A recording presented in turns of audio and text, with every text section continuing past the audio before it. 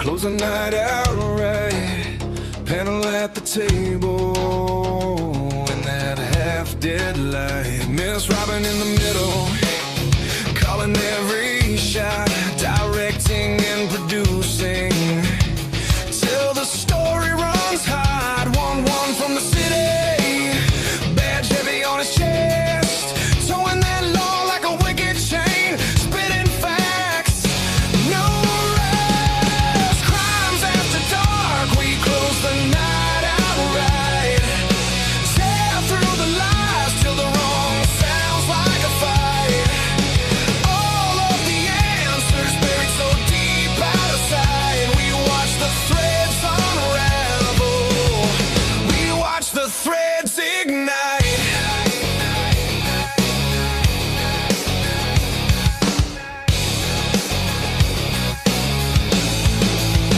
JJ in the corner, state of the deep in his head.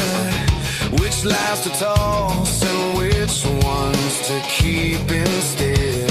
Dago from the cafe says forget about it, leans back, spins his thoughts like a blade cutting holes in the track. Lee at the front, head advocate, steady stare, every word like a warning, every silence a dare. All of them leaning in, clock crawling, eyes bright, every secret feels louder than the buzzing of the night. Crimes after dark, we close the night out right, tear through the lies till the wrong sounds like a fight. All of the answers buried so deep out of sight. We watch the threads unravel, we watch the threads ignite.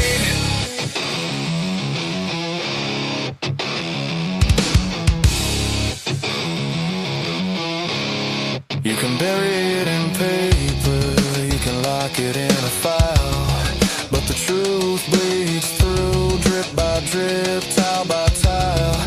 We're dragging it to daylight, name by name, line by line. If you wrote it in the shadows, we'll read it out this time. Yeah.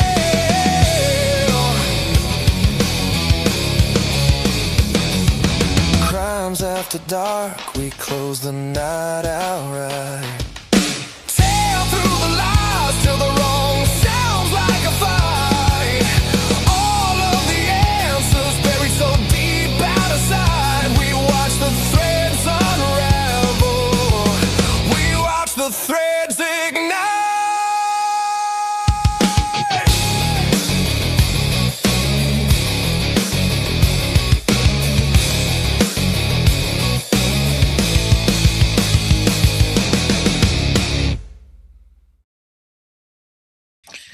All right, welcome to another Crimes After Dark. Let's get this. Wait a minute, is this a Friday night? This is a Friday night. I feel like I should have had some whatever. Anyways, it's a Friday night. I'm excited to be here. I hope you're excited to be here. Thank you for joining us on the show. We got a full panel, lots and lots of people to get on stage. So let's get people coming on up. Dago, how are you doing this evening? Whoa. It's good to see you as always. Yeah, forget about it. So, I hope you guys parked my Escalade in the garage after all that. Didn't wiped it down, got all the rain, all water off of it, and all that. You know, I just want to make sure. And let me know when we're up for our next mod squad event that we have to. That's exactly what I was thinking of watching that. I was like, Jesus Christ, we turned into the fucking mod squad. I love it. It's amazing. It's good. It's fun. It's a lot of fun. It was great. That was awesome. Yeah. I loved it, Robin. Thank you. That was so entertaining. Like my wife was watching this going, oh my God, that's great. So yeah, it's good stuff. It's awesome good stuff. I loved it. Sorry for swearing so early, by the way. That's all right. Anyway, great job. Great to be here. Great to see you. Yeah, it's good to have you on. Only having you on every other day or so now, it's kind of like trying to catch up on what you've done. Now we have to catch up on days worth of stuff. We'll get into that shortly. We'll get the rest of the panel up. I think we probably still have an intro monologue kind of thing for 1-1, and then we'll start talking about what's been going on for the week. We'll kind of cover what we've been doing for the week on our shows. And then we'll just play it by ear as we get into a Friday night show. What do we got for Robin? How you doing? Hello, I'm doing well. How about you, gentlemen? Living the dream. Hello, Yeah. Mom. How are you? Hello, hello. I'm doing fine, cheerio, and all that. Pip pip. Yes. Great Are job are on you that, by the way. Are you? Oh, thank you, thank you. That was so much fun.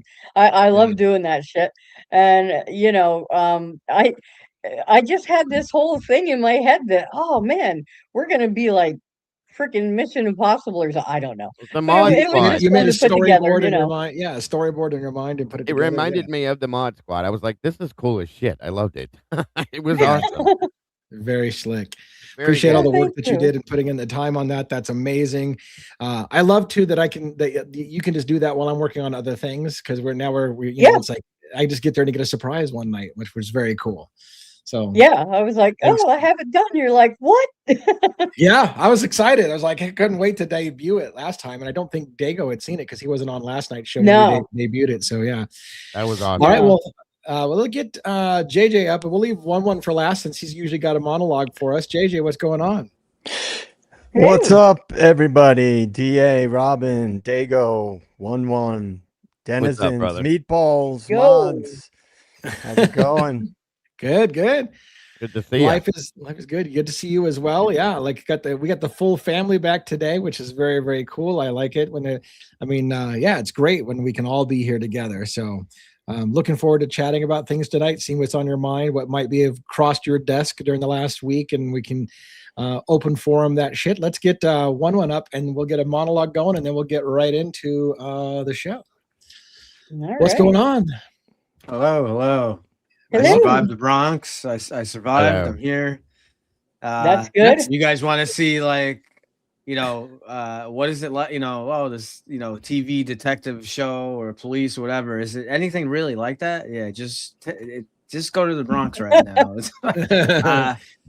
I left last night. They were like holding 50 all priority jobs, stabbings, robberies. It's like not like Oh man. multiple shots fired. It's just insane. It's Wow. insane. Wow. It's insane with me going there. I'm going there with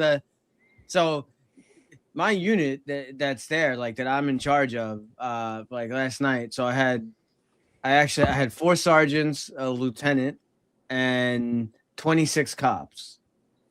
And the word is just survive and get home. Yeah, right. I was going to say, it's that bad. I wanted to ask you, like, is it more like, do you feel like you just put yourself more in danger with your promotion? Like you were kind of laying low, and all of a sudden you're like in a busy, bad place.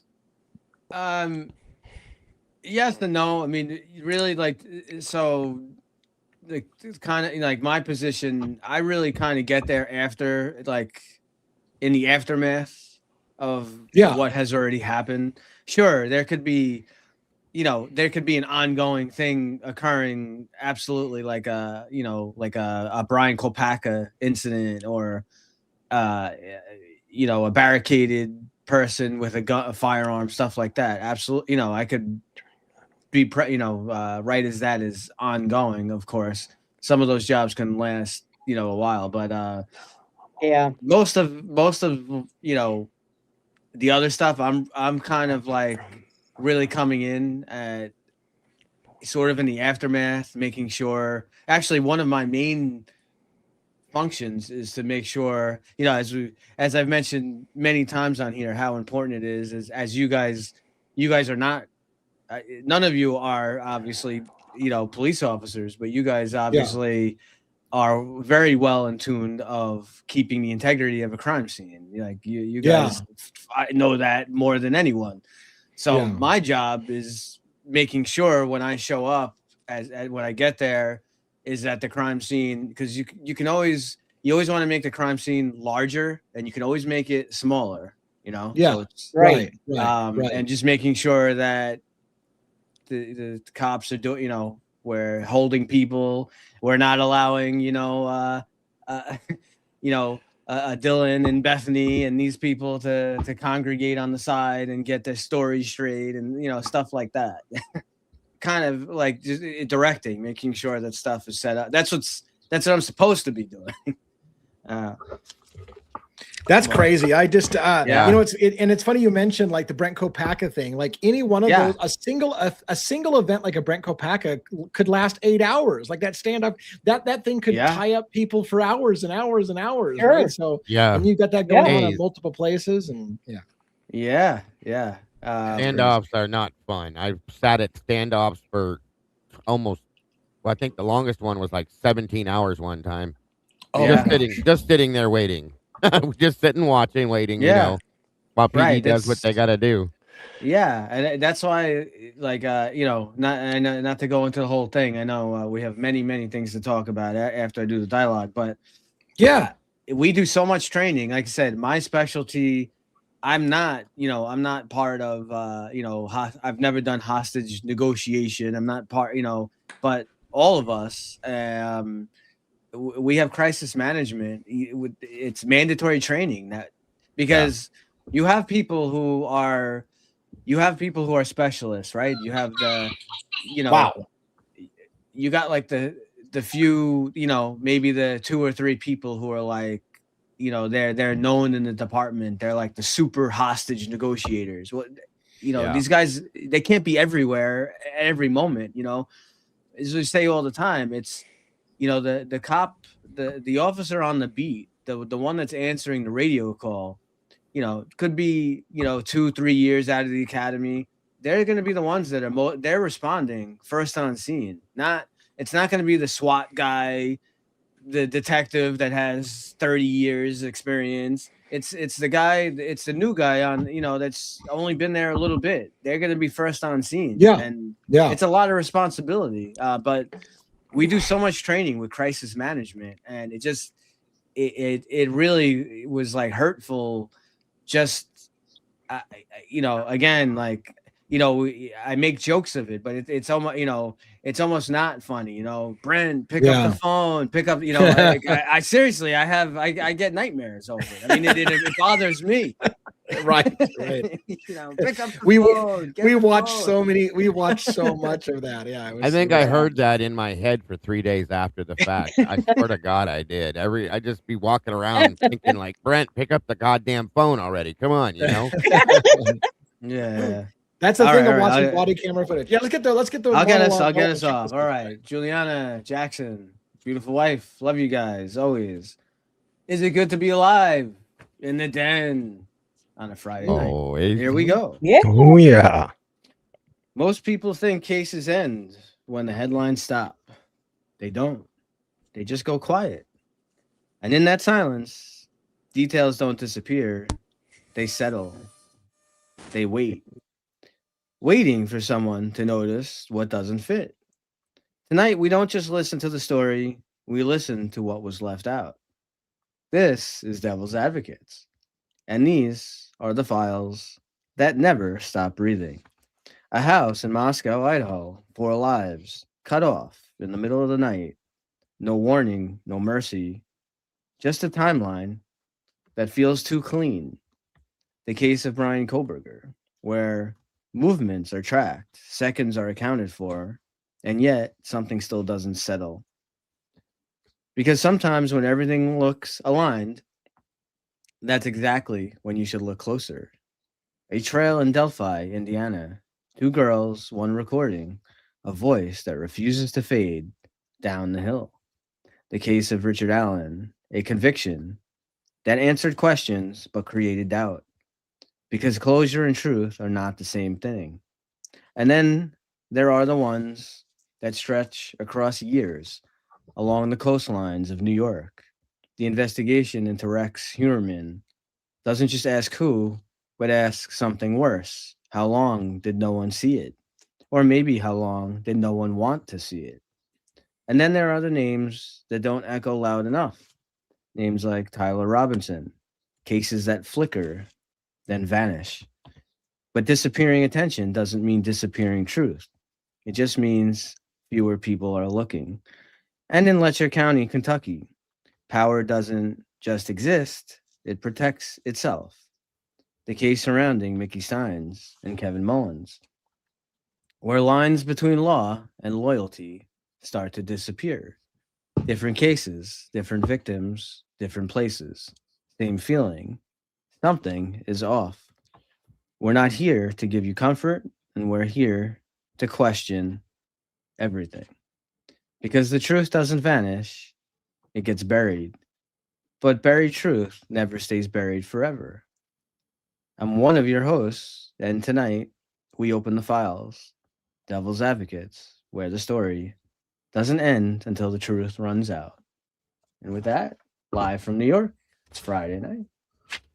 All right. Thank you so much. Welcome, everybody, to another Friday night. Are you tipping any tonight, JJ? Sometimes on a Friday night, you're kind of like relaxed mode. I don't see you. Oh, I am. We got one one's like, after the Bronx, I'm taking a drink. I Got your coffee mugs there, Dago. Glenfiddich, I got my strong whiskey. I saw you like throwing around a lightsaber or something backstage when you were. What the hell was going on there? Oh yeah. Is that an adult toy or is that a what is It is not an adult toy. It is a child's toy. Oh, okay, fair. That's the completely opposite direction. Yeah, it's definitely not what you probably thought. And if this was one of them, Oh boy, doing all that, like, I think I need some counseling, buddy. If I'm sitting back here playing lightsabers with a fucking dildo, I'm just saying. That's all. I mean, I'm a little detached, but I don't think I'm quite that detached at this point. Not quite yet, but one had to go off camera. I think. Do I need to? Yeah, I can call your wife one and have her do the CPR over the phone if you want, buddy. I think he just fell the fuck out. Well, that was special. That was special. Thank you very much for your Welcome good to way tonight. to start off the night. What the hell? Welcome to Devil's Advocates, everybody. Yeah, welcome on in. Wow. No, this is my granddaughter. I think it came from like a festival or something. It's like a mini pool noodle type thing, and it lights up and changes colors. And Oh, okay. Yeah. it just reminded me of a lightsaber. It definitely did not remind me of what you were thinking, though. As I was sitting there playing, like, Luke, I'm not your father with it, you know? Yeah, that's why I thought it was a lightsaber at first. Yeah, at first. I thought it was I think one of you guys needs to check on him to make sure he's good. He said he can't come on screen. He's not. Wow. I think he literally spewed something out of his nose. When I almost did. Okay, who clipped all of that? I want to know who clipped all that. I'm sure Amanda did. Amanda, are you on it? Yeah. Yep. Oh, yeah. She's collecting. She's collecting our bloopers to do a gag reel at the end of the year. So, yep. I asked her. Do So you have a defibrillator? One. Do you have a defibrillator? Wow. All right. Did anybody see the Jack Showalter interview that some people have talked about? I wondered if any of the panel have you watched that. Can you guys fill me in on that? Because I haven't seen it yet. But I started to, but it's got the audio quality is a little rough, and it's it's not Lana's fault. But I didn't get a chance to watch the whole thing, so no. Was that a Lana exclusive? Did she get that from a public records, or was somebody else posted it and she was just commenting on it? I believe she got it from a FOIA request or whatever. Public records request. I think she's doing a part 2, right? Part 1 and a part 2. Yeah, that was part 1. Is and tonight she'll probably part try 2? to clean that up in audio. I don't think so. I think she was waiting on part 2 still. Yeah, this I didn't know how to read this. Amy Gray says the Jack Showalter interview was interesting. They told him there was a struggle November 16th, the same day of the press conference, where they said everyone was sleeping. They never got called out for it. So I'm trying to understand what you're saying. I think what you're saying is on the 16th, when they were giving their first press conference, they said something about there being a struggle that night, even though they had originally said everybody was sleeping. Is that what you're saying? That's how I was told that. I didn't see it, but I was told that. Yes. Yeah. Yeah. I don't even know how. you know, in retrospect, it's hard for us to accept the narrative that they ever at one point said everybody was asleep in the house, because it seems like we've so long now known that was bullshit. Like we've so long know that people were fighting back and fighting for their lives and stuff like that. That the whole they were all asleep, but that's what they told us. Like it seemed like in the early stages, that's what they told us. Everybody was asleep. Somebody came in and wiped everybody out in the house that was sleeping. Yeah, there's a new Connor has a new interview too. Yeah, there's another one with Connor. Drew Carter. I didn't see it yet.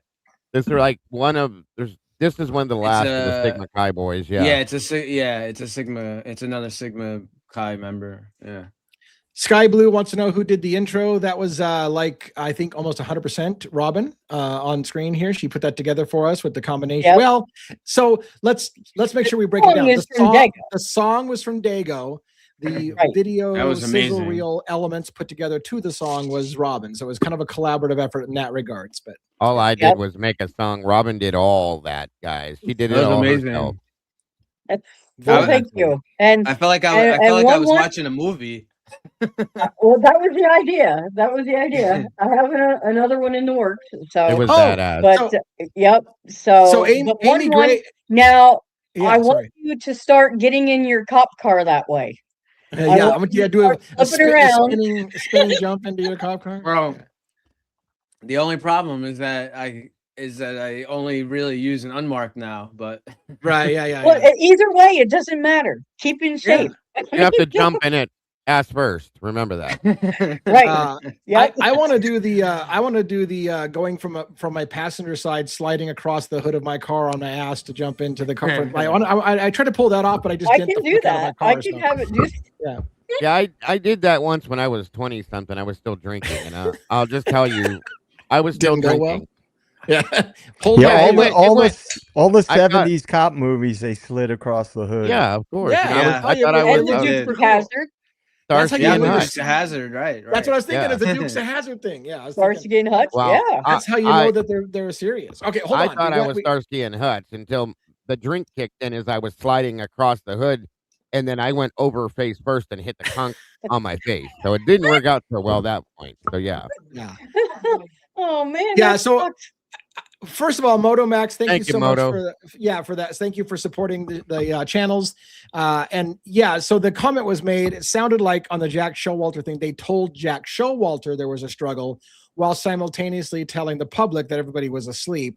And sounds like Moto is saying, well, maybe they were trying to get Jack Showalter to trip up about something, telling him a detail that, whatever, to see if he would say, oh yeah, I don't know. So yeah, it's hard to say in context. I have to be able to put it together. Yeah. Thank you, bro. Appreciate the support very much. Appreciated. Yeah. It would be good thought, as to maybe we can trap him into saying something by saying there was a struggle, I guess, Yeah. Or see his reaction, Yeah. That's what I mean. Yeah. Yeah. Right. Yeah, to test him.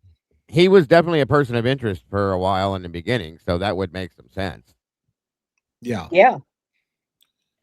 Absolutely. Yeah, and so and that's something we got to keep in mind. And Amanda's asking we play the sizzle at the end. We can consider playing the sizzle on the way out. Yeah, we can consider doing that. That's another thing to keep in mind. It's not uncommon for law enforcement to mislead the public on purpose during press releases because they want to withhold things, or they want to see, like if they're still investigating a certain lead, they might put false information out. That it's not illegal for them to lie. Essentially, the nice way to say it is it's not illegal for them to lie to the public and tell them details about the case that they know aren't true if they have an ulterior motive of trying to make somebody lower their guard or to get somebody to trip up on something that they heard on the news. So it sucks when they're legally allowed to lie to the public during a press conference, because then you don't know, are you just telling us that because that's the fake story you're going with when you know it's not? And like you don't know what you can trust when you see press conferences. But yeah. I wish they didn't. Xana tripped and fell and landed under Ethan's fingernails. Yeah. How does that work? Yeah, like there's, we had heard, I just recently was talking about that to somebody about how Xana had, now you guys correct my memory if I get this wrong, but Xana had DNA under her fingernails that was excluded of being Brian Koberger's, right? You can't leave it there. You have to put. We have to put your clothes. I thought he was talking to me for a minute there. I muted one. Yeah, I think he had a live mic in his room.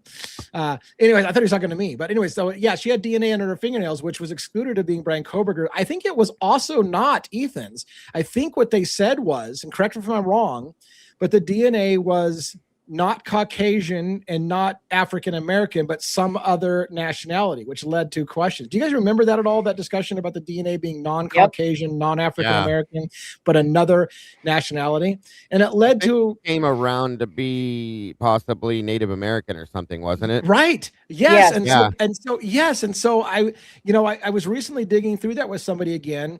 And if it was Native American, then that there are individuals, or at least one individual that has Native American descent that people have started to say is involved in the crime. So it makes you wonder. But the most important $1 million question is, it wasn't Ethan's, from what I understand. Yes, Nicholas Mowich has Native American ancestry. Yes. So, so the question becomes, if it's not Ethan's and it's not Koberger's, it seems like a big question, right? It seems like a big question to just not answer. Oh, well, she had some male DNA. I don't even know. Did they prove it was male? That's the other thing. Did they prove it was male, or did they just do the? I didn't hear anything about male or female, but I heard the whole thing with the hair. Yeah, right. It leads to a lot of questions like, well, then are we all going to care how she got somebody else's DNA under her fingernails? Like, nobody does anybody give a shit to answer that question? Like, it just seems like a big question. Well, Lucy said, "I'm confused. Isn't that Maddie's?" No. Oh, you mean under Maddie's fingernails? No, Xanda's fingernails, from what I remember. And I think he's also. Sutton said Xana's blood was under Ethan's nails, and Ethan's was under Xana's. Yeah. And then I'm lost on what Lucy's statement was about. Hold on, let me try to go backwards and see. Oh, okay, Michelle. Thank you. I'm sorry if I gave you a wrong name on that. I thought number 9 was Jack Katovich. That's what I was told for years. My apologies. Pretty sure it was. There's a lot in this case to keep track of. That's for damn sure. Well, and the worst part about it is that the evidence keeps changing. So it's not like it's consistent. That's the other problem. Yeah, and we are all. Every one of us in here is trying to keep on straightforward with the information. So yes, right. We can't be wrong, and hopefully we're not. But when we are, we try to find the right. So yes. Yeah. And then somebody had responded, well, Ethan and Xana were dating, so of course their DNA is going to be under each's fingernails. That's exactly the problem. It wasn't Ethan's DNA underneath her fingernails. So if you want to do the whole, well, they're dating, of course it would be. It wasn't Ethan. It wasn't Koberger, and it wasn't Ethan. So then it begs the question, who was it? Now, granted, we get DNA on us probably from people all the time. That's one of the problems in this case in the first place, is DNA is all over the place. Your skin cells are blowing in the wind, and your DNA is all over the place. But, so could there be other answers for how nails or whatever somebody's DNA got under there? Sure. But it seems like it would have been a good question to have asked. Oh, yeah, I have one muted still. We probably don't have to keep it muted unless I open it up right when he's having a private conversation. That would suck. Of course, he should be able to unmute himself, right? So one, you should unmute yourself. Yes, he should. Yeah. And then one thing too, as far as DNA, I mean, they were all out partying. Yeah. And people shake hands, they hug people, they whatever. It's tough to really think of it unless it's obviously coming from a struggle, where it's like scratches on somebody's skin where it's got skin and blood under their fingernails. I don't. Did we ever? I can't remember if they. Well, extraterrestrial highway is questioning whether I got the right person, the right victim who had the right DNA under their nails. So let me see if we can figure that out. Because I can't remember the reports. I know that I had seen the reports about the different DNA samples. I can't remember if there was blood or it was like skin cells or what. There's been so much stuff that's come out, I can't remember it all.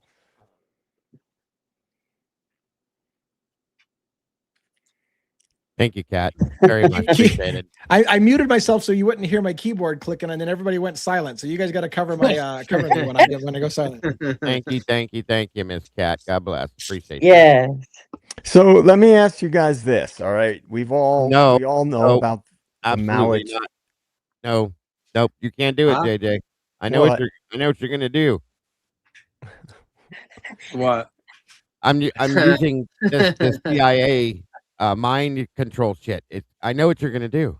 Yeah, okay, all right. So why don't you ask everybody? Oh shit, I was wrong. Okay, go ahead. All right. I was going to say, kidding. we all know about the Mowich theory, and Pob was big on that, and that, and it's like, I mean, there is logic to it.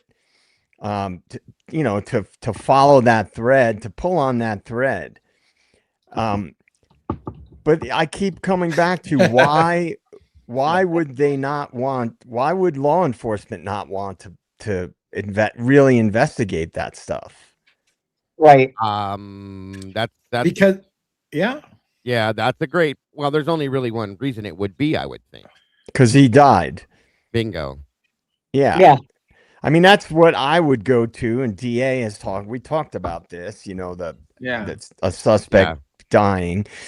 But it's like, with that type of a thing, for all of them to be in collusion, it's pretty crazy, right? Because just like people always say, oh, like if someone in the frats did it, someone would talk at some point, someone would break. But to have something like that on a major high profile murder case to be swept under the rug, and I don't think I haven't seen anything that points to them in really investigating Mowich. Was there any follow-up done on that? I never saw. Not as far as we know. All we had is that they sent his DNA. His DNA. Right. They collected his buccal swab. So they were and to do that, you would suggest that they're going to be testing his DNA against samples in the house. So that's the only indication that they had any suspicion of him, because why would you take his DNA swab unless you're going to use it as a reference sample? But that's why I could never stick to him for anything, Lee. Like you had said this before, there was never any. Yeah, he doesn't show anything. Yeah, he doesn't show up in any. No. He hasn't shown up in any report or anything. No, that was my issue. nothing. Yeah. But then again, also in the going by the reports, I mean, Kopaka really hasn't shown up either. But Judge did say his name. Yes, so it's a little different. But Mowich, we haven't seen. He hasn't come up in anything. Like not even not even like anyone asking on him. Nothing. To logic it out, it sounded like the hospital suspected the hospital. Somebody called in from the hospital with his injuries, saying that his injuries made them think that it could have been related to the murders in Idaho. So they were suspicious because of the injuries, and they called it in. So at that point, law enforcement was kind of forced to follow up on it, right? And so maybe they took the buccal swab as just in case there ever is a reason to look into him. At least we said we did it. Right. So maybe it just got taken and put into a locker and never looked at again because they had no other reason to look at him. So they're just like, well, we got his swab in case it ever comes up. But the other problem, that's a normal thing, though. That's not even. It doesn't even have to be about Idaho 4. That stuff happens all the time from hospitals. Like someone comes in, and the other problem, and they're mandated. They're mandated to report certain things. So. Right. The other problem, though, was that his injuries didn't match that of somebody that was been in a car accident. That was a big deal. That's a big problem. Yes. Right. I want to answer. I want to answer Crime and Chaos's question because it's a lengthy answer for me. Why would they need a fall guy if the actual killers are dead? And I'll tell you the answer is twofold. One is there's not money in prosecuting a cold case thing where people is already dead. There's money involved in going after a living suspect. So it's more lucrative to go after an arrest and a conviction, and it's more high profile if you got somebody alive as opposed to going after somebody who's already dead and there's nobody to hold accountable for it because they're already dead. That's number one. But number two, and perhaps more likely in this case, is because revealing who actually was involved with the murders could be a huge embarrassment to the university and to Moscow Police Department. And so to the real suggestion is there a cover-up happening because they don't want you to know who really did the murders, because that would then lead to other questions. Well, wait a minute. If that's the case, then why is this? And then you get to the questions that they don't want to answer. So by covering up who may have actually done it, they could be trying to hide a bigger issue that they don't want you going down the rabbit hole. But Right. So Well, and another reason could also be they needed to make sure everybody felt safe. And Yeah. you can't, you know, they wanted to make sure that they got someone to make it look like, you know, they did their Yeah. job and now everything was safe, because as we all know, the university, you know, a lot of it leads back to money, like you're saying. definitely, So, and they're trying to cover up some kind of police involvement, whatever it is, Right. whatever the threat whatever is, that whether is, it's yep. whether Can I? someone had a relationship with Kaylee or one of the girls, or it's something else. They're covering up some kind of police involvement. There's no question in that to me. Well, one of the things that I sort of believe, and I've talked about many times, if there were already operations going on to implement more surveillance and, whether it be geofencing or, predictive measures, because that stuff's everywhere now. And if they were already doing that in that area, and that house, let's say, let's just say that house was part of an operation to begin with. If you have a guy that's dead and you found him through the means with which they would have found him, he died, and they got his DNA, at the hospital or whatever, then they wouldn't be able to showcase all these other aspects, like, oh, we use cell phone data, or even if that, like I believe about Koberger, I think he was there to facilitate that, in my opinion. He was there so they could run a certain narrative, because I believe that there was something already happening in that area, and I think that house was connected to it.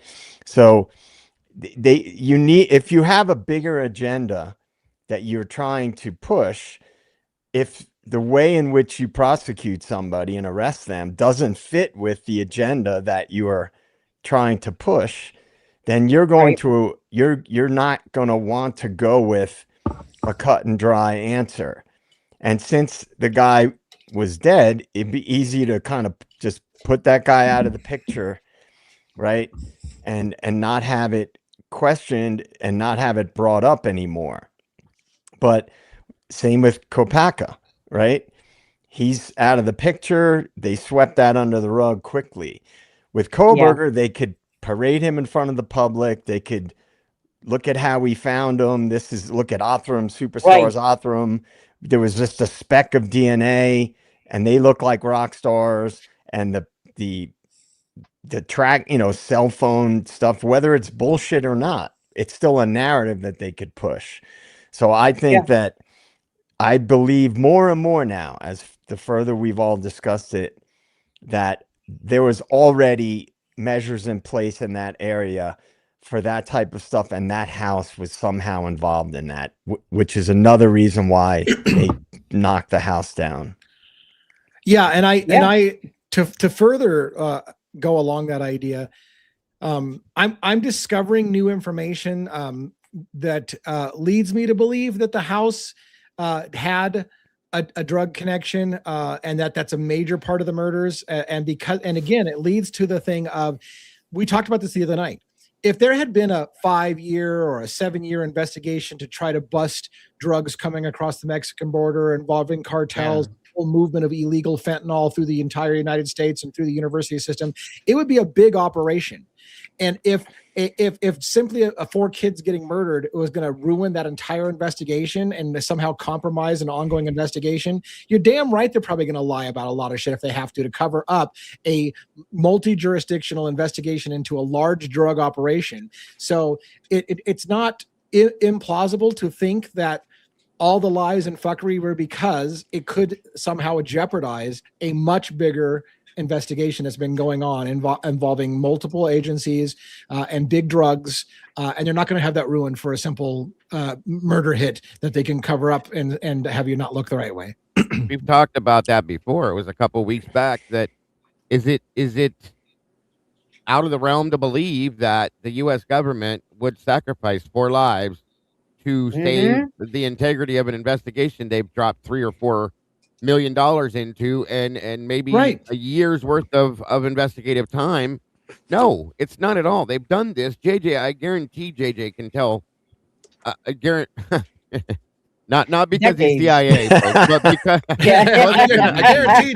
Yeah, I knew that was going to come out the wrong way, but I know JJ has read about the things that they've done over the years, operations that they've been involved in, where this type of stuff happens, guys. And it's not that abnormal. It's horrible. It is very horrible, and it's very it's not okay with any of us here, obviously, but.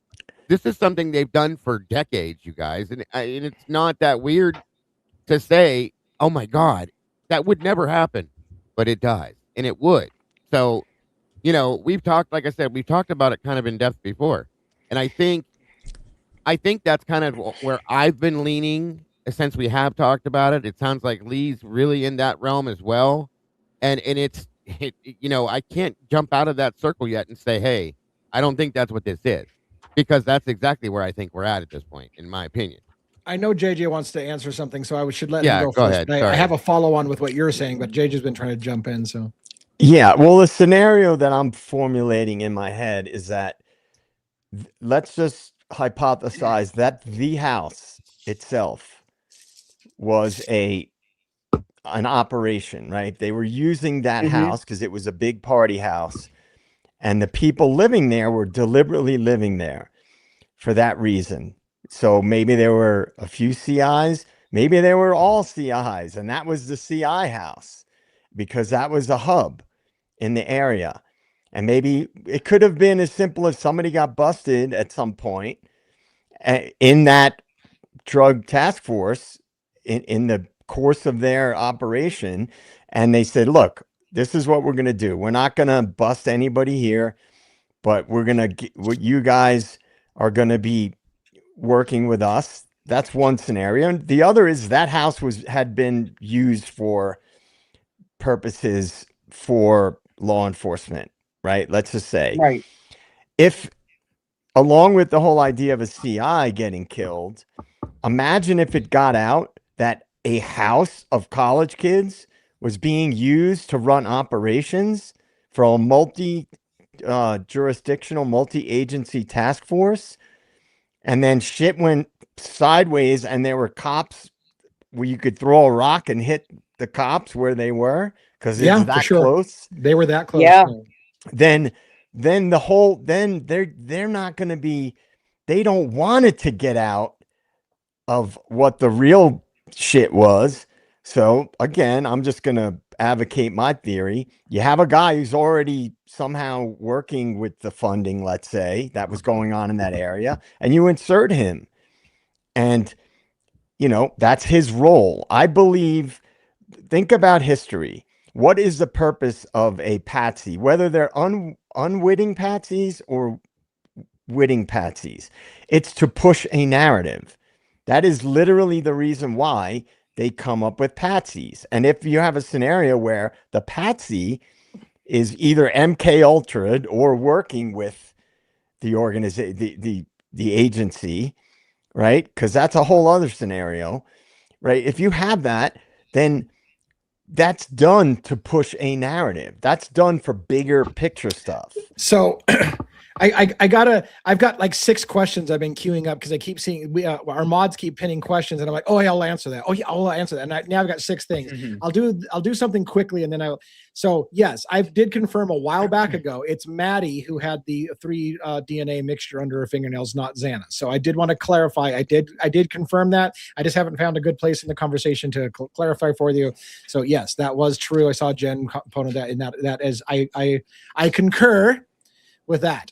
But going along the lines again about the whole cover up and not jeopardize an investigation. Think about this: if you've got an investigation going into big amounts of drugs, there's going to be agents who are going to be undercover, embedded in those drug organizations as people who are part of that group, right? Who are undercover, working undercover, and their identities could be compromised. So how unrealistic is it? For example, I'm just going to give you a scenario.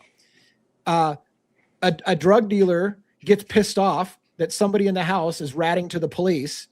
Unbeknownst to the drug dealer and he sends a crew to go wipe out the house and send a message about snitches get stitches. And one of them is an undercover cop. And that undercover cop now is stuck in a thing. I either compromise my undercover investigation that I've been deep undercover in this group for a long time or whatever, or you go to the house, you don't participate in the murders, but you're like, fuck, like I'm in a shit stir. They're like literally sending me as one of the guys to go to this house kind of thing. In that kind of situation, again, you would have the potential for them to want to protect their asset. If his identity has not been revealed, that he's law enforcement and he's there working deep undercover in the group, and he gets sent to the house as part of the hit, there could be an incentive to hide the real story about the killers because it's going to potentially reveal the identity of a undercover officer or something like that. So there's lots of scenarios in which this could happen. One quick thing. Did anybody see Harsh's video today about the Freemasons? No. I started watching it, but I was in the middle of doing stuff. I was busy. I'm getting my summer wheels put on tomorrow. I had to clean out my garage. It was a mess, so I was busy. I started listening to it, but I'm going to listen to it. He opened it up talking about his thumbnail had Hunter Johnson on it. So I didn't get to listen to the whole video. So if I had to just take a crack at it and guess, he was implying that somebody in that area was connected to Freemasonry. And I'm reading a book about Freemasons right now, a pretty in-depth book. So the idea is what he was getting at in the beginning of his video, and if anybody in the chat has watched it, please chime in. He was implying that these are organizations just like the CIA, Skull and Bones, so on and so forth. We all know there's a million different versions of it, where secrecy, privacy and networking are critical, right, to those organizations. Mm-hmm. It's been going on for literally, hundreds and hundreds of years. So, this, to me, this kind of thing, the reason I think the way I do and I tend to look at big picture things is because they're very real. These are things that happen in the world. Just because the media doesn't talk about them, it doesn't mean that they're not out there and they don't happen. Right. And one of the things that has happened throughout history is governments have partnered with these secret societies, because when these secret societies have developed a lot of power and influence over many, many, many, many years, then the power structure just partners with them, because rather than fight them, they join forces with them. It's very, very common. So if there was other shady shit going on, whether it be cartel related, if you guys out there in YouTube land don't think that law enforcement has connections within these organizations, you're crazy. I mean, for forever, mafia, those organizations, they would work with the FBI a lot of times. Yeah. Right? Like a lot of that stuff is real. It's not just a movie thing. It's like, they would work together on certain levels and help each other out in certain ways. Real quick, I want to thank Moto Man again. Yeah. He said if it was drug related, I would investigate. Hunter J. Thank you. He probably ran into the house as fast as possible because he had stuff stashed. Maybe that's why he was always there. I mean, that's a possibility. And he did run over there. I believe it was 7 minutes ahead of the girls on their way there. Came in, did whatever he did, and was there ahead of them. And he claimed that he thought it was serious when the rest of the crew that was with him said they thought it was a joke. So what do you take from that? And again, thank you, Moto, for that. We're number 3 towards our goal tonight. You're amazing. Thank you, brother. Very appreciated. Now, you know what's interesting with that, to add on to that, which was it supposed to be, which was the room that had like the broken cabinet? It was like a broken door on the cabinet. Bethany's bedroom. Bethany's So room. the spare bedroom was the first one in the front door to the right. Right. Right. So I mean, it looks like someone's like trying to rummage through and like, you know, they're searching for something. But, you know, that's what it looks like to me. You know, That could have been what happened too. I mean, yeah. It was 3 years ago we talked about. Did somebody go in that house? Here was one of the theories after I started to think, could Ethan and Xana have been the first targets or the targets? Did somebody follow them home and go through that house looking for something, and when they didn't find it, flip out, and this is what ended up happening? Maybe, I don't know, but it is definitely a plausible situation if you think about that. So Yeah. And DA Agree. E-Potty just posted something about that famous JFK speech. Yeah. About, you should play a clip from that, man. There's some people don't even realize how ubiquitous that stuff is and how far it goes back. It's a really famous speech. I know it well. Right. About secret societies, JFK, and this was not long before he was killed.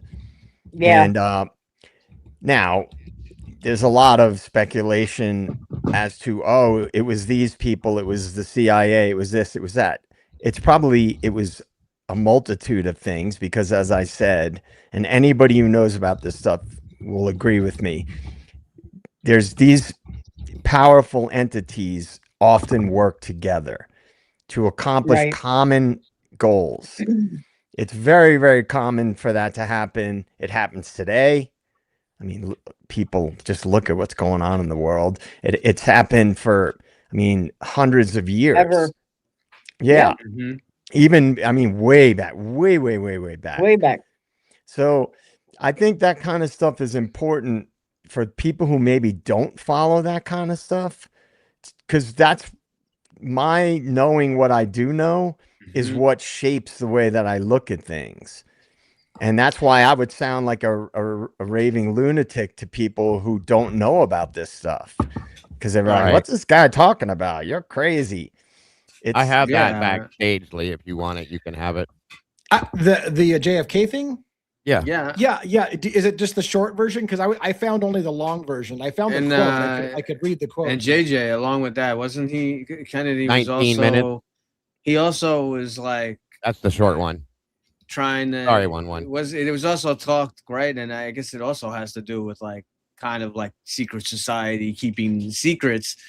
Wasn't he kind like they're saying that he was trying to push stuff about, he wanted like the UFO stuff to be public, and yes, he did. I've heard that. I don't know, you know.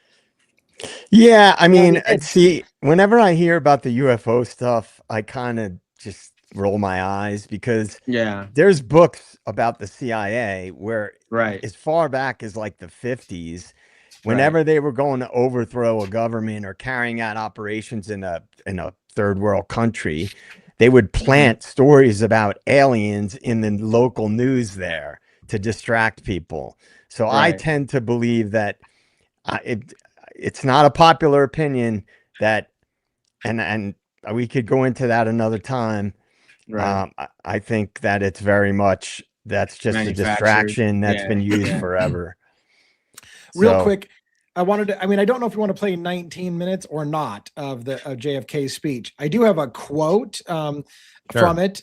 And so I was going to add that. This is from the JFK speech you're talking about. The very word secrecy is repugnant in a free and open society, and we are a people inherently and historically opposed to secret societies, to secret oaths and secret proceedings, which is funny because that's all we do now is secret proceedings. We decided long ago that the dangers of excessive and unwarranted concealment, of pertinent facts far outweigh the dangers which are cited to justify it. Which again, we are now moving more and more towards gag orders where nobody gets to see the actual facts, nobody gets to see the things, and people like JFK was like, this secrecy shit is repugnant to a free and open society. For we are opposed around the world by a monolithic and ruthless conspiracy that relies primarily on covert means for expanding its sphere of influence, on infiltration instead of invasion, on subversion instead of elections, on intimidation instead of free choice, on guerrillas by night instead of armies by day.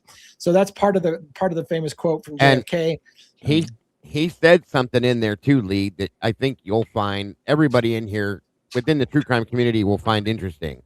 It was another small quote, but this was in the 60s. Understand this, folks, and not without internet, any of the things that we have now back then. And listen to this real quick. But I am asking the members of the newspaper profession in the industry in this country, media, okay, to re-examine their own responsibilities, to consider the degree and the nature of the present danger, and to head the duty of self-restraint, which that danger imposes upon us all. Let that sink in for a minute. That, to me, in the 60s, says a whole lot, you guys. A whole lot. Look where we're at right now with media, and obviously not the newspapers per se, but, the media, mainstream media, legacy media, whatever you want to call it, all of that, and that statement back then as compared to now blows me away, is all I'm saying. So. Yeah. And again, so what is the relevance of that in this case? Well, the relevance is if there was bigger operations going on that they don't want people to know about, they're going to do whatever they have to do to keep that from being revealed. And that includes lying to the government is allowed to lie to the public. All they have to do is say it's national security, and they're allowed to lie to the public. Yeah. Yep. Yeah. Lucy, of course, Lucy Morningstar. Yeah. I mean, it's gotten so bad that we're at a point in history where people are awakening. There's a big segment of the population that is hip to all this stuff now. Right. So that's why, in my opinion, they're speeding up the fuckery so much and accelerating it because they want to accelerate it as far as possible while this critical mass of people are waking up to it. While they're still trying to control it, JJ. Yeah. Right. Yeah. And it's I think it's at a level where they know they could control it all if they chose to go to the extreme that they would have to go to control it, in my opinion. And they could definitely do that at any day they wanted to. I think they're avoiding that, though, because they know that, and this is my opinion. I'm not going political, folks. I'm just giving you a statement that I fully believe in. If they take it to the level of extremeness that they would need to control, there's going to be a rebellion, period. This is when the people would stand up and say, okay, that's enough. We're done. You don't get to go there now. And that is what they're avoiding, in my opinion. Well, while all this is going on, right, all these different cases, high profile cases, while all the stuff we see on the news is happening, if you follow people like Whitney Webb, which I think is a must for anybody, if you want to know somebody that really does the research, while all this shit's happening on the surface, they're making moves. It's out there. I mean, it's happening. It's verified. The power brokers in the world are making very dramatic moves to implement things that most of the public is not even aware is happening. Because why? Because they watch the mainstream media, and guess who controls the mainstream media? The same entities that are pushing these agendas. Right. So I always say it, distraction. Remember, they put things out a lot of times, and the way they do it and the way they time what they release is very strategic, because they know it's very effective as a means to distract people. Yep. Yeah. Good point. Well Good said. point. Yeah, Microdot put up a comment that, this is the stuff that a lot of our parents talked about. I mean, my mom, she was way ahead of her time. Yeah. With a lot of this stuff. And now here I sit, and Microdot's right. We're like turning into our parents with a lot of it. But it's true. And the sad thing with that, Robin, that is true. The sad part to that, though, is like only some of us are teaching our children to look out True. for this and to what to be prepared for. And then the rest of us, I'll say 50% of us are teaching and warning and all that. The rest of these parents, they're not doing it. Then that's what I'm worried about. That's what I'm worried about with our kids and our grandkids. What what it's going to be like at that point. Them not understanding and realizing what this world's going to be like. That's what I worry about. So, Right. Yeah. Yep. And I I agree. apologize if it sounds like I took it on a too much of a side tangent, but I think that in relation to Harsh talking about Freemasons, don't dismiss things like that so quickly, because the powerful people and the power structure it's in everything. Every level of society, it's there. It's permeated everything. Just because you don't know about it, and you may not know a lot about the specifics of things like that, doesn't mean things are not happening. It's just you just haven't tapped into that yet. There's whole worlds of knowledge that a lot of people haven't really discovered yet. So it sounds crazy to them because they just haven't been exposed to it. right. And you can't negate it, JJ, Right. because there's another case we looked at, you guys, that very conveniently, and if you don't know what you're looking for or you have no clue what it's all about, you're not going to see or understand it. Like in the Delphi case, one of the people that I had on my list, okay, that the guy that was teasing and taunting people via his Facebook account, so on and so forth, was in the that local Masons lodge with the lead prosecutor of the damn case together. Okay, accepting, giving each other awards for different things or whatever they do in there. No disrespect intended, but if that doesn't tell you something, this is one of the people that are in a lot of people's eyes, one of the main suspects in this case, and he's standing with the lead prosecutor of the case together. Come on. Like, you can't say, oh, that's just a coincidence, Dago. Relax. Okay. Yeah. Trust me, bro. I got you. Right. Yep.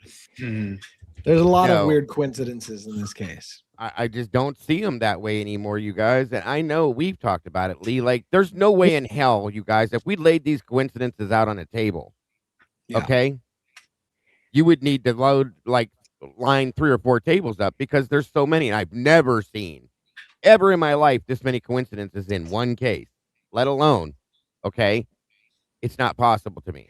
It's not possible. That's crazy. Right. Forget about it. Have- Exactly, Kenny. The Paisley's post says, have you seen where Ford has filed a patent to lip read while in your vehicle?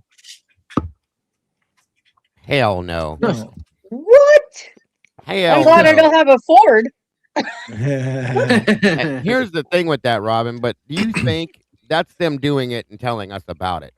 Do you think it Yeah. is plausible that they've been doing this, honest to God and truly? You know what I mean?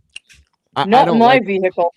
I mean, I have a 2007. not in the vehicles per se, but like, I hate jumping down rabbit holes, but at this point, I don't really negate the fact that it's possible. Our TVs, I was told 20 years ago that the new flat screen TVs have cameras in them. Okay. And I'm like, oh my God, get out of here. You're insane. Whatever.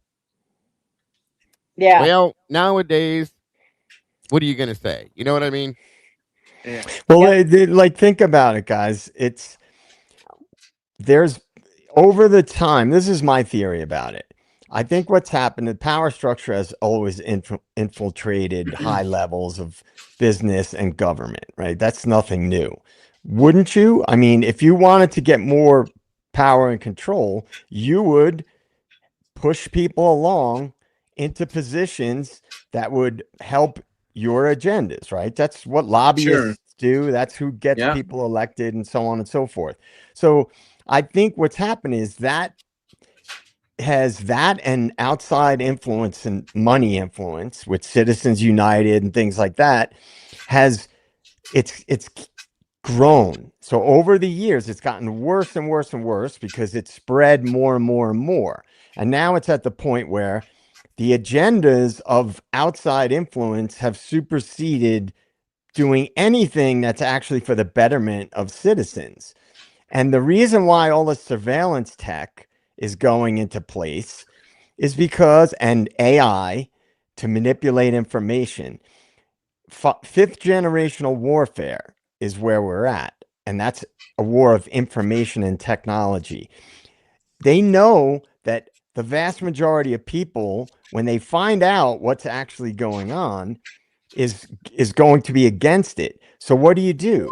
You put things in place and technologies in place to track everybody, to surveil everybody constantly.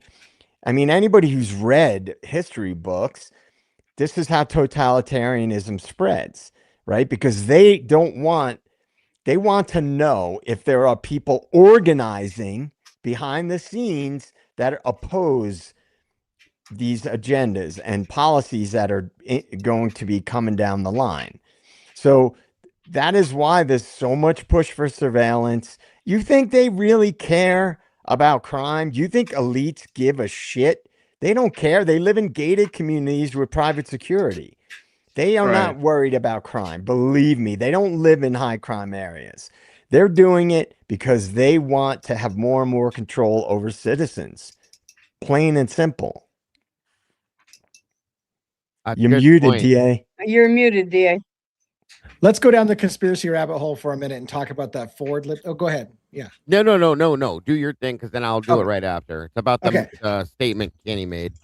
Oh, hopefully you won't get lost in this because this could be a little lengthy. Do you want to do yours it's all first? good. Okay. So the Ford Motor Company thing about the lip reading, I had to look into this real quick, and I want to share this with you on screen because it's pretty interesting. So I asked ChatGPT if Ford has filed a patent for lip reading. Yes, Ford Motor Company has filed a patent for lip reading. The design is supposed to be for noisy environments. When you give commands to your car and it can't understand the commands, it'll switch to lip reading mode to help interpret what your command is. It's supposed to be not being used for surveillance of your conversations, technically. The recent patent is an interior camera sensor that will track lip movement and translate your movements into commands.